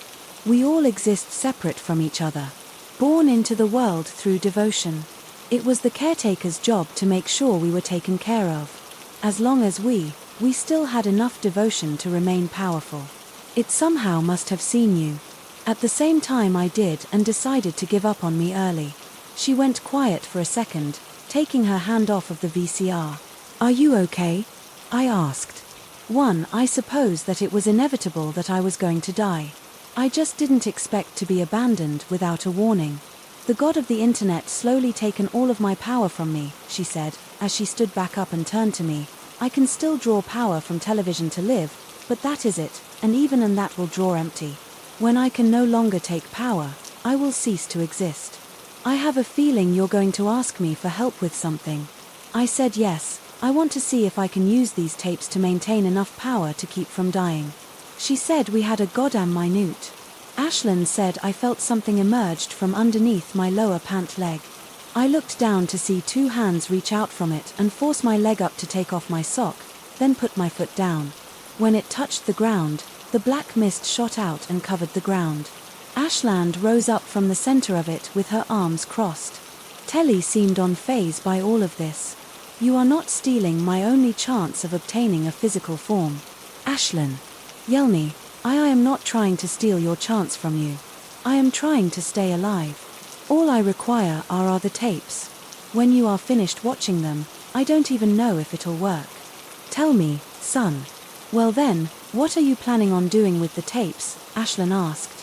Assuming I can feed off the power in the tapes, I will place it in my TV and absorbent. Hopefully the end result, is the tape will be blank and I'll be able to keep myself alive. Kelly's son, Ashlyn released some tension in her shoulders, but she was still standoffish. So what you're telling me is you're still going to let us wash the tapes, then afterwards you're just going to take it and scrub it clean like a bottom feeder? Ashlyn's son. Well, I don't agree with the term. Yes, this is my last-ditch effort to keep myself from dying. If this does not work, then I will have to come to terms with my death. Telly said, holding her TV tighter. Ashland stood there for a second before putting up a wall of black mist between Telly and us, then turned to me. I don't know about this.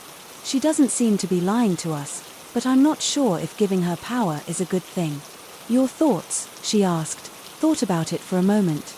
I think it wouldn't hurt to try. I feel partially responsible for what happened to her, so let's at least see if it will work. Even then, if it does, it might be a way to dispose of higher level tapes. However, if she does become a problem, do you think you can take care of her? I asked. As she is right now, not a problem, but depending on how powerful she gets, I may not be able to in my current form. When I have all 10 slots filled, I'll more than likely be able to take care of her. No problem. Is that a guarantee, or is that what you think? I asked. Ashlyn went quiet for a second. She looked off to the side. A slight look of worry crept across her face. Tell you what, I'm going to take a risk and let her try it. If it doesn't work, she goes on her way, and that's that. If it does, we will figure out something from there. Okay, I asked. That's fine with me, but keep your socks off if anything happens. When she tries it, I want to be able to take care of it right away. Ashlyn said. She quickly sunk back down into the mist as it all dissipated away, leaving Telly and I standing there. We'll let you try it, but no funny business if we see you try to do anything that would harm us in any way. Ashland will take care of you. Deal? I asked. I agreed to these terms, Ellie's son. I went and grabbed a level 2 tape, something that would have enough energy to detect, but not enough to cause harm, and gave it to her. Telly took it and sat down in the middle of the watch room. She actually let go of her TV for the first time I've seen, placing it down in front of her. She reached up to her hair and pulled 2 black wires out of it and attached them to the TV. Then took the tape and put it in. Telly's spine suddenly straightened up and her head jerked back, facing the ceiling. Even with her sunglasses on, I could see light shine out from her static eyes. She was silent and remained still for a couple minutes until her back gave out and she fell flat on the ground. Telly, I asked, are you okay? She stuck her arm up and gave me a thumbs up, still lying on her back. Did it work? I asked. She raised her other arm up to give another thumbs up. I didn't notice it at first, with how bright her eyes were, but I saw Ashlyn's black mist move back to my foot. She must have been ready to take her out. At a moment's notice, I walked over and gave her a hand up. All right, so what now? I asked if I may ask to borrow a backpack in as many tapes as you are willing to give me. I will be on my way. I do not want to overstay my welcome, she said. Her stutter almost seemed to vanish. Yeah, I can do that. I said. I gave her a backpack filled with tapes that are a low enough level that they shouldn't interact with each other. Then she went on her way. I'll be honest, I'm not sure if it was a good idea, but it beats having a dying god as an enemy. Everyone should be back next week. I have a hardwood safe filled with cursed VHS tapes that are to never be watched by anyone ever, only because I have watched them and have faced and/or witnessed the consequences. This post is a warning for the following VHS tape, known as She's Made of Porcelain. It's a level 4, destroyed immediately. The name of the tape is called She's Made of Porcelain, and it's on a blank Sony tape. The run time is about 15 minutes. Securing the tape is necessary. Keep it in a wooden box with no metal on it. Metal only amplifies the energy of the tape. Finally, this tape has a danger level of 4. See Part 1 for the danger guide on cursed VHS tapes. I found this tape without antique store. Shopping with Debbie, she wanted to steal some things to decorate her room back at the house. The rule is, as long as it's not very expensive so it won't harm the business, I won't stop her. While shopping, I stumbled upon a wooden box with no metal on it, sealed with wax. Out of curiosity, I bought in. I knew it was some sort of cursed object, but I wasn't sure what. If it was a random object, I would send it to my cursed object friend. However, that wasn't the case. I brought it home and examined it to see if there were any markings, but there was no indication of any kind of written seal. Just the wax, which was a sickly green, by the way. Taking a rather weird precaution, I had a bigger wooden box where I would put the smaller box in case anything happened. I chipped away at the wax while Debbie washed, and eventually enough came away where I could open it. Inside the box was just a VHS tape. Nothing special, that's it. Just a VHS tape. No cursed gold or jewels, or even a pouch full of bones. Debbie said, looking into the box, "These tapes really do have a habit of finding you, don't they? Looks like it." I said, "Yeah, before you know it they'll start showing up on your doorstep." "Oh wait, they do," she said, walking away. The reality of the statement said it quickly. How long would it be before I got a tape every day? Where would I put them all? How would they interact with each other? How much danger would that cause? How many wooden boxes would I have to make and buy before I ran out of space? "Valin, go ahead and touch the tape for me. I want to get an idea of what we are dealing with, Ashland son." I snapped out of my downward spiral and placed my hand on the tape. Her black mist leaked from my hand and onto it for a few seconds before returning back into my hand.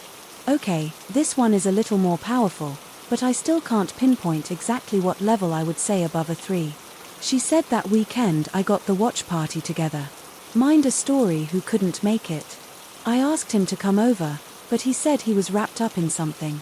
When I told him what the level was, he had a friend of his deliver a box to me before we started. Inside was a Luger. He showed us during bunker a till. It was weird to get a close-up image of it. It was heavier than I imagined, way more scratched up, and the words "blood for blood" were scratched into the back of the handle. It also came with a little note, "Valin, be careful with this gun. If you look on the back, it says blood for blood. For some reason this gun takes blood from your body to shoot in. But the upside is you don't need to reload. After about 20 shots or so you'll lose 1 pint of blood. Be careful before firing it. Pull the slide back the 2 round pieces on the top to load around into the chamber story." Well, if anything it should help, Ashland said. A little while later everyone else showed up. Debbie and Helena were with me in the watch room and Scott was just outside on the kill switch. I walked up and put the tape in. Then press play. The screen was dark at first. Before someone took the lens cap off of the camera, what showed was a dark room with a woman strapped into a chair by the torso, ankles, and wrists trying to get free. Surrounding her were 5 women dressed in black dresses and ornate headpieces that obscured their faces. The one behind the restrained woman began speaking. "Isabella, Novello, your crimes against the coven have been witnessed," she said. "You idiots don't even realize the potential of the power your deity gives us, Isabella Young. As punishment for the crime of taking another life without approval of the council, you are sentenced to imprisonment in one's own body." The woman said we could take over the world with this power. "You have no idea," Isabella yelled. None of the other women seemed to pay attention to her. Simultaneously, the women in black began chanting something I couldn't understand. It went on for a few minutes while Isabella screamed at them. After a while, the chanting got louder and patches of white began to develop on her. That grew all over her body. Isabella screamed louder as the parts of her that had turned white no longer moved. From one final chant from the woman in black, Isabella turned fully white and frozen in a state of screaming. All of a sudden the power went off in the watch room. "Scott, why did you hit the kill switch?" Helena asked. "I didn't. It turned off by itself," Scott said. Helena suddenly grabbed a gun from me and chambered around. "I'm not getting possessed again," she said. "Ashlyn, do you sense anything?" I asked. She took a second to respond. "There's no energy field created, but there is something in the house. It feels powerful. Be careful," she said. "What did she say?" "Valin," Helena asked. "Nothing's creating an energy field, so she can't manifest. But there is something in the house. Whatever it is, It probably cut the power manually. I said, well, great, now we have a witch hunt on our hands. Helena said. Debbie let out a short fake laugh. I see what you did there. She said what? Oh, Elena said. Realizing what she said, Scott stepped inside the watchroom and closed the door behind him, using the flashlight on his phone to illuminate the room. Okay, so there's something in this house that has cut the power. We have a gun, but there's 4 of us and Ashland. What's the plan? He asked. I've got something. Debbie said. She lifted her shirt and reached into the void in her torso, then pulled out a spiked baseball bat. What the hell? And I asked, is that why you wanted nails and a hammer? I asked, I have no regrets. Onward, Debbie said, pointing her back towards the door as she got up from the recliner. I've got you and Scott covered. Ashland said, Ashland's got us. I said to Scott, you gave a thumbs up before looking towards the door. Valin, take off your socks, Ashland. Son, right, I said, taking off my socks. Everyone started me for a second in confusion. Easy access for Ashland to get out. I said they all not an understanding. Elena, who was already next the door, opened it slightly and peeked through the crack. We waited until she opened the door further and checked the other side. We're good, she said. She opened the door completely. We walked into the hallway, making sure to be quiet so we could try to hear any movement in the house. The first place we went was the breaker box, which looked like somebody had punched a hole into it, then ripped a piece of it out. Other than that, the bottom floor was clear. Made our way upstairs and started going through the second floor. Hold on, I sense it. It's close by Ashland, son. It's close. I whispered. Everyone tensed up a little as we kept searching. I just realized we have no idea what we are looking for, do we? Debbie asked. I'm gonna assume a lady in white hell? No, whispering, yes, but we don't know what she's made of or what she can do. The tape basically didn't give us any information. Debbie said. I only turned around too. Debbie, how about this? Whatever's not us. OUI, Helena was suddenly cut off by 2 arms that came out of the ceiling and grabbed her, then yanked her up into the ceiling, dropping the gun to the ground. Helena, I yelled.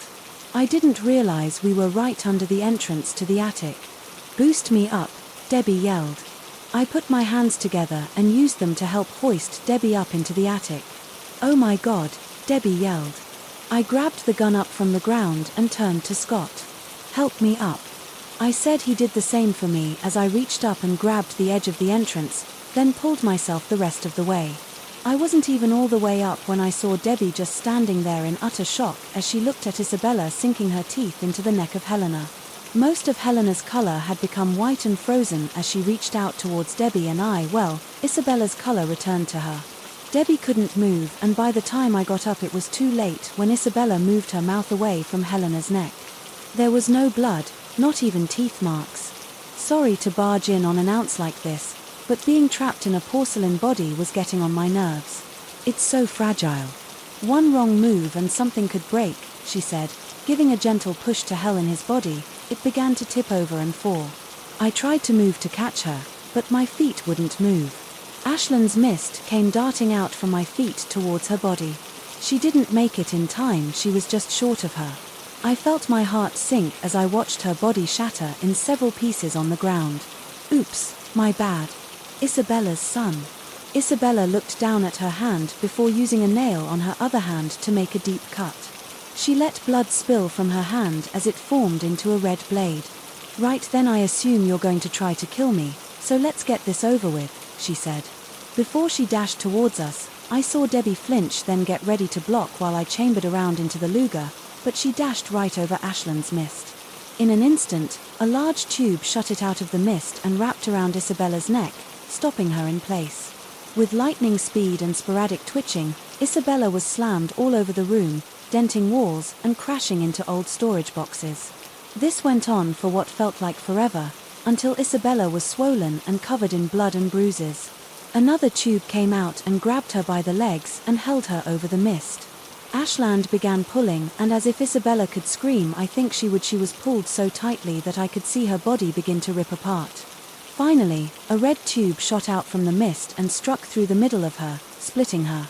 Until after that, Her two halves were dragged into the mist. The mist dissipated, as it was just Debbie and I, standing there in shock. I glanced down towards the shattered pile that was my friend. I walked over, then fell to my knees in front of it. I didn't know what to do. One of my best friends was just broken in front of me, and I couldn't do anything about it. Debbie walked up behind me, placing a hand on my shoulder, and that's when I broke down. My actions caused the death of someone very close to me. To add insult to injury, Ashland only filled 2 slots from Isabella, which means she only has 1 left, which means I need to watch more tapes in order to get her out of my head. As soon as she gets out of my head, I'm done with these things. Scott's fine, depressed as all hell, but alive. Debbie helped me bury Helena in the backyard, and since then she hasn't said much. She's still willing to watch the tapes with me until we get Ashlyn out of my head. Story's gone completely off the grid. He's not responding to texts, calls or Discord. Ashland can manifest for a few hours at a time before losing form and receding back into my head. I'm not sure how many more tapes I need to watch. Let's hope it's 1. I have a hardwood safe filled with cursed VHS tapes that are to never be watched by anyone, ever, only because I have watched them and have faced and or witnessed the consequences. This post is a warning for the following VHS tape, known as the Flesh of the World. There probably aren't more copies, but just in case, read this. The name of the tape is The Flesh of the World, and it's on a blank Maxwell tape. The run time is roughly 6 hours. Securing the tape is highly recommended. Put it in a wooden box with no metal hinges. Metal only amplifies the power of the tape. Finally, the tape has a danger level of form. I received this tape in my PO box with no notes or return address, but there was a sticker on the tape that said property of the Dark Moth Corporation. The other 2 tapes I've gotten from them were Further Void Layer Exploration Funding, and the other one with a really long name, about the train in Stockholm. I figured it could possibly have an entity on it that could release Ashland from my head, so I chose to make it the next one we watch. I assembled what remained of the watch party together. Debbie sat next to me on the couch with her spiked baseball bat ready to go. Scott was outside on the kill switch. He brought his own machete. Ashland was going to wait to manifest until it was clear that something was going to happen, so she could save power. I still had the Luger.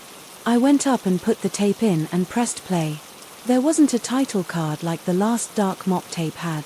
It just opened to an image of a dark conference. We sat there for a couple minutes, but nothing happened. It wasn't a static image. There was a light in the conference room that would flicker on and off every now and then. I'm gonna test something real quick, Debbie said. As she got up and walked over to the TV, she stared at for a second before putting her hand through in. Oh, that makes more sense, she said. As she stepped through the TV and into the conference room itself, she looked around before looking down at the large table in the room, picking up a couple pieces of yellowed paper and looking at them for a second, seemingly out of nowhere. She slammed her bat into the table and pulled it back out. Before stepping back into the watchroom, she pressed up on the VCR and walked back over to me. What do you have? I asked. Scott peered into the watchroom, and when he saw the tape wasn't going anymore, he came into the room, a map in a rules sheen. She said, "What's going on?" Scott asked. "The tape is a gate of some sort," she said, flipping through some of the papers, and according to one of these rules, as long as the tape is playing, the gate remains open. If it closes, we're trapped on the other side until someone rewinds the tape and plays it again. It says the tape lasts 6 hours. Okay, but why did you impale the desk with your bat? I asked. I wanted to see if that world was consistent. If we have 6 hours until the gate closes, then I want to rewind the tape before any of us go in. She said, "Wait. Who said we were going to go in and explore?" I asked. I did. It's clear that if we wait for something to show up, nothing will happen, at least not for a while, and I don't want to watch an empty room for 6 hours in case something happens. She said it could be dangerous. I don't want anyone else to get hurt or killed. I said, raising my voice, "Do you want Ashland out of your head or not?" Debbie raised her voice back. "Sake, both of you." Ashlyn said she manifested from a cloud of black mist. "If anyone's going to go in there, it'll be the 3 of us," she said. Then turned to Scott. "Scott, I need you to stay here in case anything else tries to come through. If it does kill the power, Then wait 30 minutes to turn it back on. Hopefully, anything that was there will be gone after 30 minutes. She turned back to Debbie and Debbie, I want you to come with me and be an extra set of eyes. Valin, I need you to at least stay in the conference room. If that gate leads to another world and we're on opposite sides and it closes, it could kill both of us because our link is 7.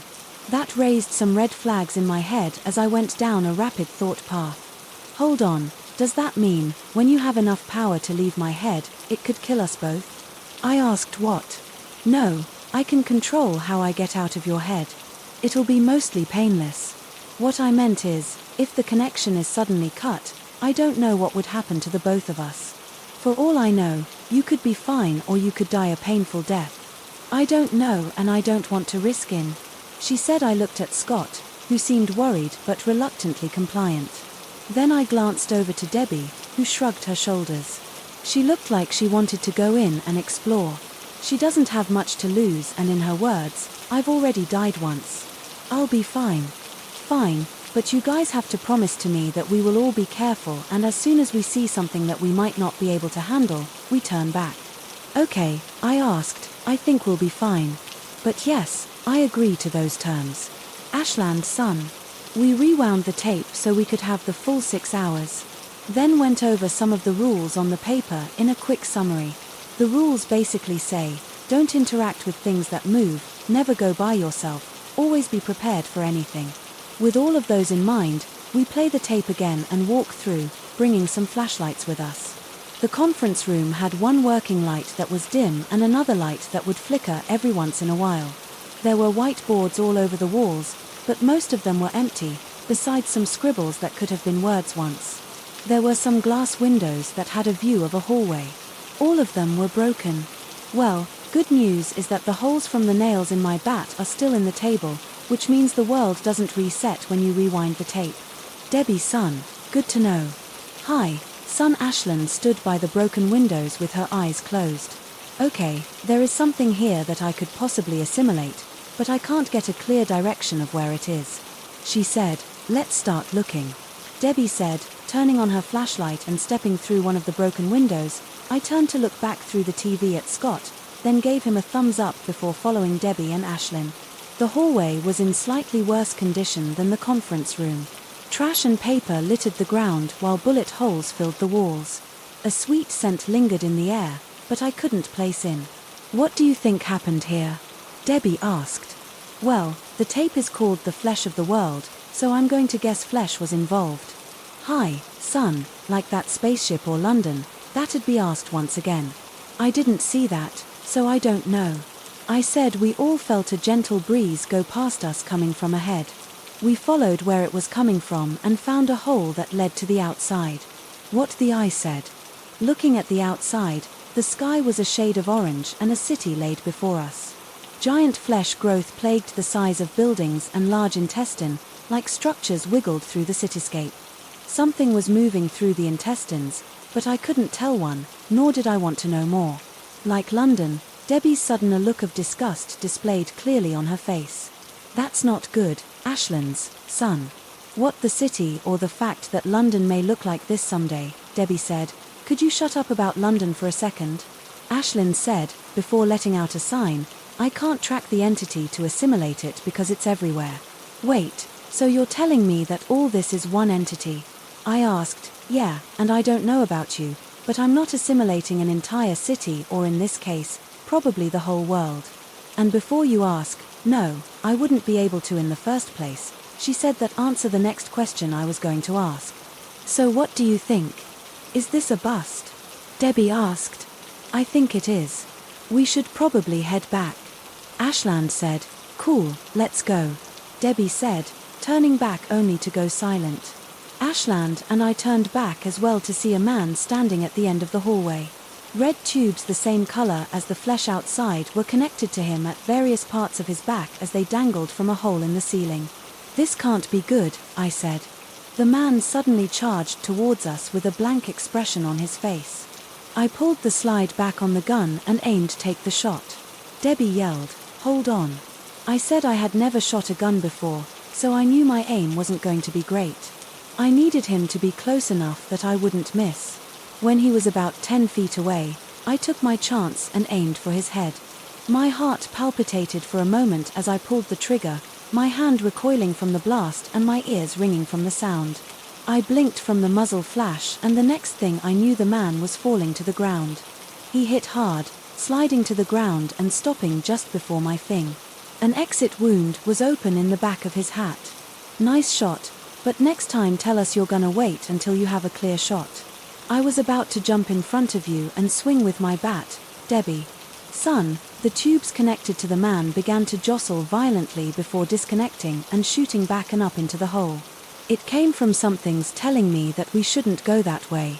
Ashland said, let's see if we can find an alternate path back. Then, Debbie, you still have the map? I asked. Yeah, give me a moment.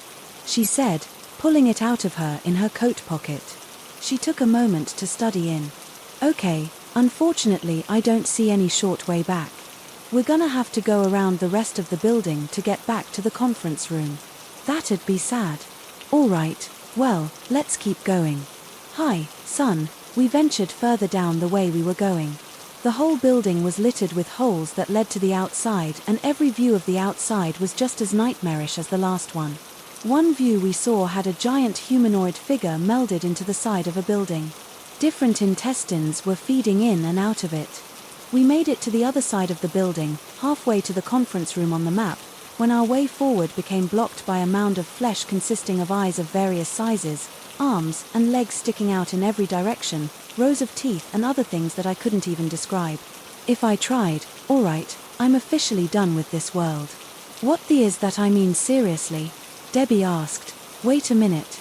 There's something coming. Ashlyn said.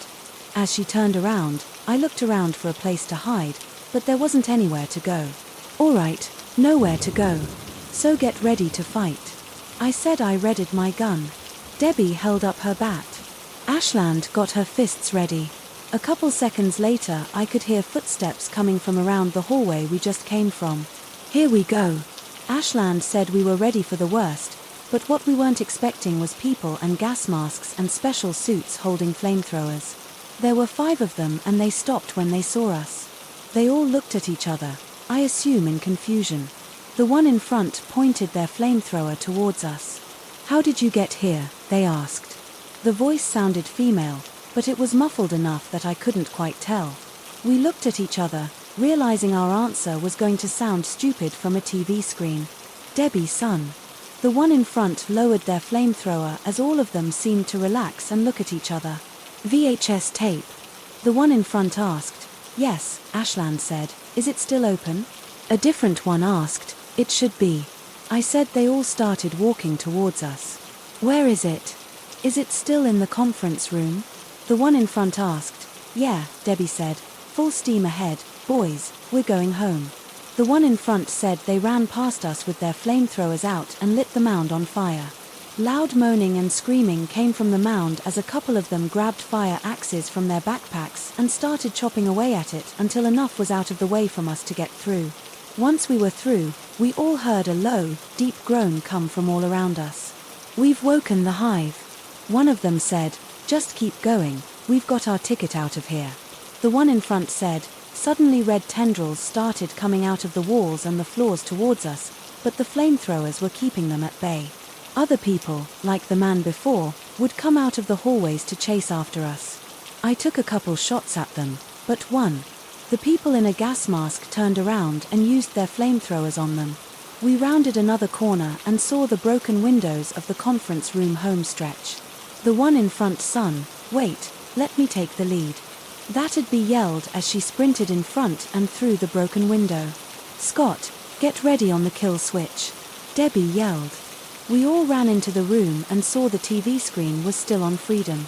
The one in front yelled. As they dived through the screen one by one, we all quickly jumped through, with Ashland being the last one. Scott, now, Debbie yelled. I glanced at the screen to see several people connected by tubes run towards the screen before the power cut. I crawled over to the VCR and pulled the power plug out of the wall just in case turning power back on. Scott said. The lights of the room came back on and I saw Scott, Ashland, Debbie, and the 5 people in the gas masks. 5 looked around, seemingly confused by their surroundings. The one that was in front took their mask off and took in a deep breath of air. They were a woman, maybe in her mid to late 40s. They all took off their mask to reveal 3 men and 1 other woman. "What is this place?" The first woman said, "My house." "I know you're gonna have a lot of questions, so just get them out now," I said, laying back down on the floor, still a little out of breath. "Your house." "What do you mean?" she asked. "I mean, this is my house." "You're from the Dark Moth Corporation, right?" I asked. "How did you know that? How did you get that tape?" she asked. 1. I have a couple Dark Moth tapes. 2. I collect curse tapes, and this one just showed up in my PO box. And 3. I don't really know anything about the Dark Moth Corporation other than it ceased to exist in 2005.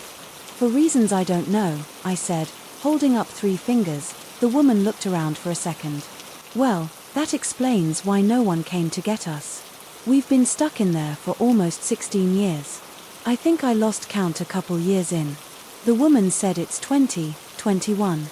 "Any other questions?" I asked. "Do any of you have a landline or a cell phone I can borrow?"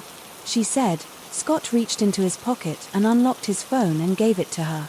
She looked confused for a second.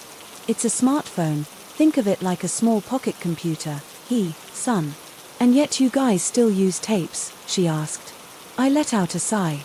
Debbie went up to one of the men and crouched down in front of them. "Hey, just out of curiosity, you can see me, right?" she asked. "Yeah, why?" he asked. He took a closer look at her, then saw her hands. "You're an Envis, aren't you?" he asked. I haven't heard that term before. "She said you came from that tunnel in Pennsylvania, right?" he asked. "Okay, yes, I am." She's son are Invis widespread knowledge now. "Yes, no, I was just wondering how you were able to see me." She said it's been a couple days since then. The 5 of them managed to get in contact with someone and they were taken back to wherever they were before, or something, I don't know. They weren't able to tell me. They didn't take any of the Dark Mop tapes from me, or any tapes from me for that matter. So the hunt is still on to find one last entity for Ashland, but it was nice to actually be able to save someone for once. To those of you who are wondering, I did talk to Debbie about how likely it would be for Helena to come back as a magician, and she doesn't know. She knows that it doesn't happen to everyone, and it wasn't likely that she would come back as one. I have a hardwood safe filled with cursed VHS tapes that are to never be watched by anyone ever, only because I have watched them and have faced and or witnessed the consequences. This post is a warning for the following VHS tape, known as 8 Eyes. There might not be any more copies, but just in case, read this. This tape is a level 5. The name of the tape is 8 Eyes and it's on a blank TDK tape. There is no run time.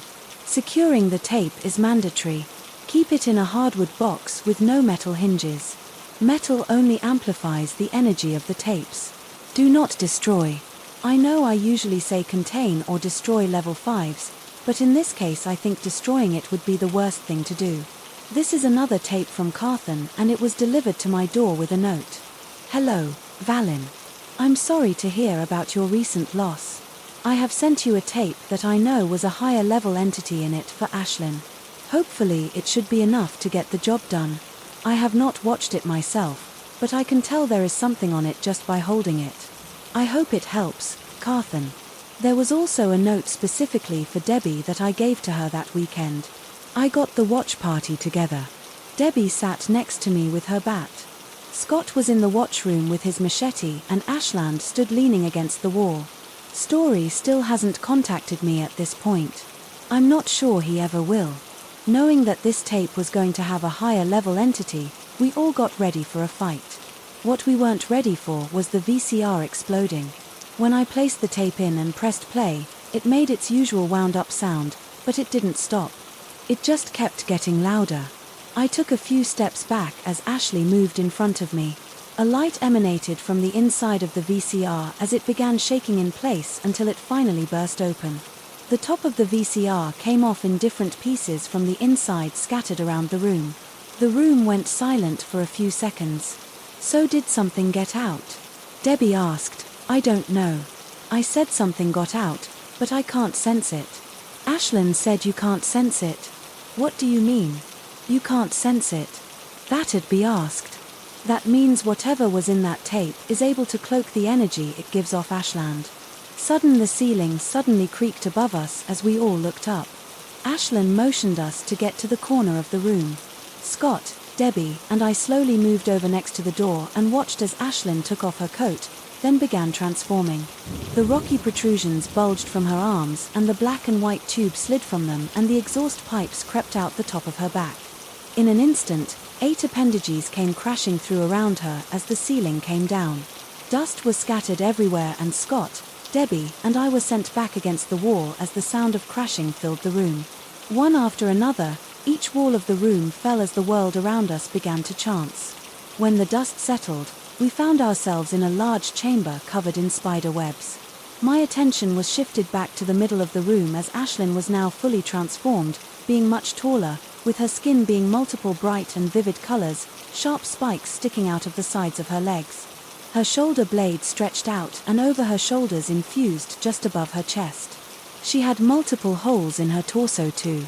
She stood there with cuts on her arms and legs. A few feet from her was a woman about the same height as Ashlyn and a black dress with 8 spider-like arms sticking out of her back. Her dark red hair was pulled back to show 2 large red eyes with 6 smaller ones centered around the other 2. After being trapped in that thing for so long, you'd think it would just be some normal humans I could feed on to release me. But no, it just had to be another torpatella spider. Lady Sun doesn't matter to me. I'm just going to assimilate you, the same as every other entity I've come across. Ashlyn said I forgot that when she's in her other form, her voice sounds like 10 voices speaking together while being run through light audio compression. Oh really, the spider lady said as she started walking around her, then I guess it really is a dog-eat-dog rolled out there, isn't it? Tell you what you want to try to eat me and I'll try to eat you. That sounds fair. Are you trying to me or fight me? I'm getting mixed signals, Ashlyn asked. I suddenly heard a crunching sound next to me. Yeah, get to fighting already, Debbie yelled as she ate some popcorn. Where the? Did you get popcorn? I asked. I kept it in storage, just in case you want some. She asked, pointing the bag to me. No, I'm good. I said I'll take some Scott's son. The spider lady glanced over at us, then back at Ashland. Wow, I must have been in that tape too long. I didn't even notice your little posse over there. She said, screw this, I'm done talking. Said. As she sent many arm tubes in her direction, the spider lady acted quick using 4 of her spider legs to block, but Ashlyn just wrapped her tubes around them. The spider lady used that to her advantage. However, the woman we will just be calling Spider from here on out held the 4 legs back, yanking Ashland towards her. She used 2 other legs and hit simultaneously into Ashlyn's face and torso, knocking her on her back. Will Spider use the last 2 legs to somehow cut all of the tubes that she was holding onto? Ashland, without a distorted scream, is what remain of the tubes slinked back into her arms. Blood leaked out from the protrusions. How unfortunate, that looked like it really hurt. Spider mocked. Ashlyn got up as quick as she could. Then a little pained yell as more spikes grew out of her shoulders and on the knuckles of her hands. Ooh, more spikes, definitely the berserker type, aren't you? Spider teased.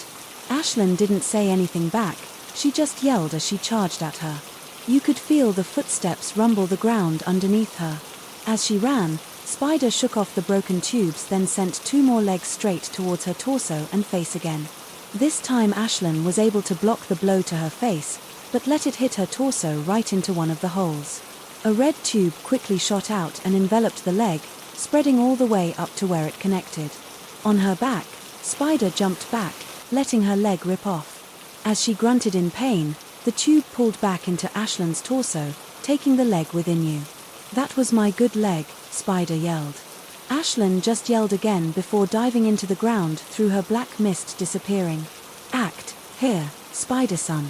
Ashland suddenly popped out of the ground right behind her, but Spider must have sensed it and spun around to attack. Ashland was just as quick on her feet and grabbed another leg and used her momentum to rip it off and swing it around to uppercut, Spider knocking her to the ground. Ashland used another red tube to consume that leg too. Spider used her remaining legs to crawl her body backwards just enough to where she could get back onto her 2 feet. At this point her back was to us and I could see a purplish blood leaking from her back. Ashland once again began charging towards Spider, but seemingly out of nowhere. 2 of Spider's legs split open, revealing sharp bone-like blades that she swung up at Ashland, cutting both of her arms off. I'm guessing she thought that would stop her, but Ashland kept running the last few feet before sinking her teeth in the Spider's neck. Spider stood there for a second only to use the bone blades to stab into Ashland's back. I saw Ashland's eyes widened for a second before they turned completely dark red. Several red tubes shot through Spider's body before inverting and spreading around the outside of her body. Ashland used her last 2 red tubes to pick up her own arms and use the knuckle spikes to stab into the top of Spider's back. Ashland's torso opened up before pulling Spider-Man, including Ashland's own arms. Once the last of Spider's legs were pulled in, Ashland's torso closed. Ashland stood there for a second before raising her head up and screaming at the top of her lungs. I had to cover my ears to make sure my eardrums wouldn't explode. Her arm suddenly exploded out of that open hole in her shoulder. As she grabbed the top of her hand, the whole room started shaking. His cracks started to form in the air. Whatever reality we were in was collapsing. Lights beamed through these cracks as a red light shot out of Ashland's eyes like lead headlights.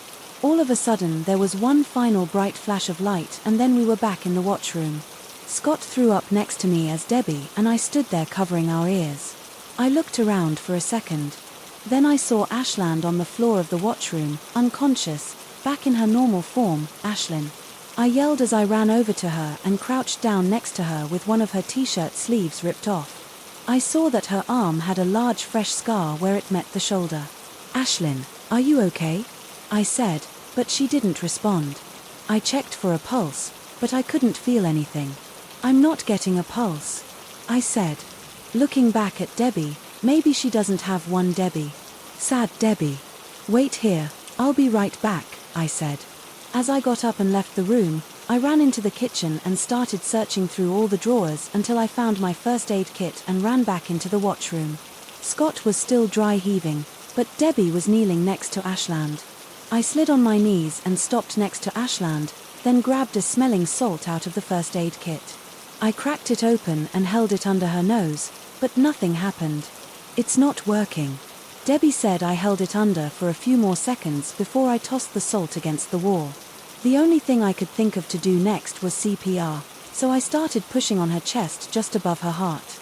I bent down to give her mouth-to-mouth and went back to pushing on her chest, but nothing was working. God damn it, Ashlyn. I did not come all this way just to have you die on me. I yelled as I slammed her chest. Suddenly Ashlyn's eyes opened as she jolted upward, taking a giant breath of air. Holy, what the just happened? Ashlyn said, looking around the room, then met eyes with me. Not in your head, I'm not in your head, she said, as she quickly stood up and lifted me up to hugged me tightly. I'm not in your head, she yelled with joy. Ashlyn is still recovering from the fight with Spider, but she is in fact out of my head. She'll be staying with me until we can figure out how to get her back on her own thing. My VCR was destroyed when Spider came out of it, so I can't watch any more tapes until I get a new one, but I'm no longer going to watch them, period. I've come to realize that I probably shouldn't have done it in the first place, but I can finally say I'm done. If Story ever comes back, I'll make sure to update you guys on what happened to him. So this probably won't be the last time you hear from me, but this is definitely the last case tape, I hope. Either way, thank you to everyone who came along for the ride. Addendum. I woke up today to a loud knocking at my door. I looked at my clock and saw that it was 6:23 in the morning, so I wondered who it could have been. I got my slippers on and a blanket and began walking down the front door. I looked through the peephole, but all I could see was black clothing and white hair. Whoever it was really tall. I unlocked it and opened it. As soon as it was open, I was slapped across the face by something really hard. That's for just standing there. Instead of helping me, familiar voice son, I looked up and almost instantly cried as hell and stood there in front of me. She had on the same clothing that she died, in a long sleeve shirt and jeans and boots, but they were all black. Now her skin and hair was a bright white, but her eyes remained the same dark blue color as before. No, she stood a foot taller than me, closer to Ashlyn's height. I wasn't sure what to do, so I reached out and hugged her tightly as I began to cry. She hugged me back as tears began streaming down her face as well. I heard someone running down the stairs. What the hell is going? Debbie cut herself off as she saw Helena standing in the doorway. Well, welcome back from the dead, Debbie said, as she stood there in disbelief. Alana let go of me and whipped away her tears, then walked over to Debbie and slapped her as well and hugged her tightly. Did you guys manage to free Ashlyn? Helena asked. We did. Even though she did most of the heavy lifting, Debbie said, letting go of her. Well, is she here? Did she leave? What's up? Helena asked. She's upstairs recovering. It was a really bad fight, but she did manage to make it out. She'll stay with us for a while until she figures out how to start her life for herself, or, if Story has some sort of answer, if he ever comes back. That'd be sad. Stories missing? Helena asked. He disappeared completely and won't respond to any form of communication. I said, oh great, Ellen. I said I'm sure he'll turn up again at some point. I've known him for years and this isn't the first time he's done it.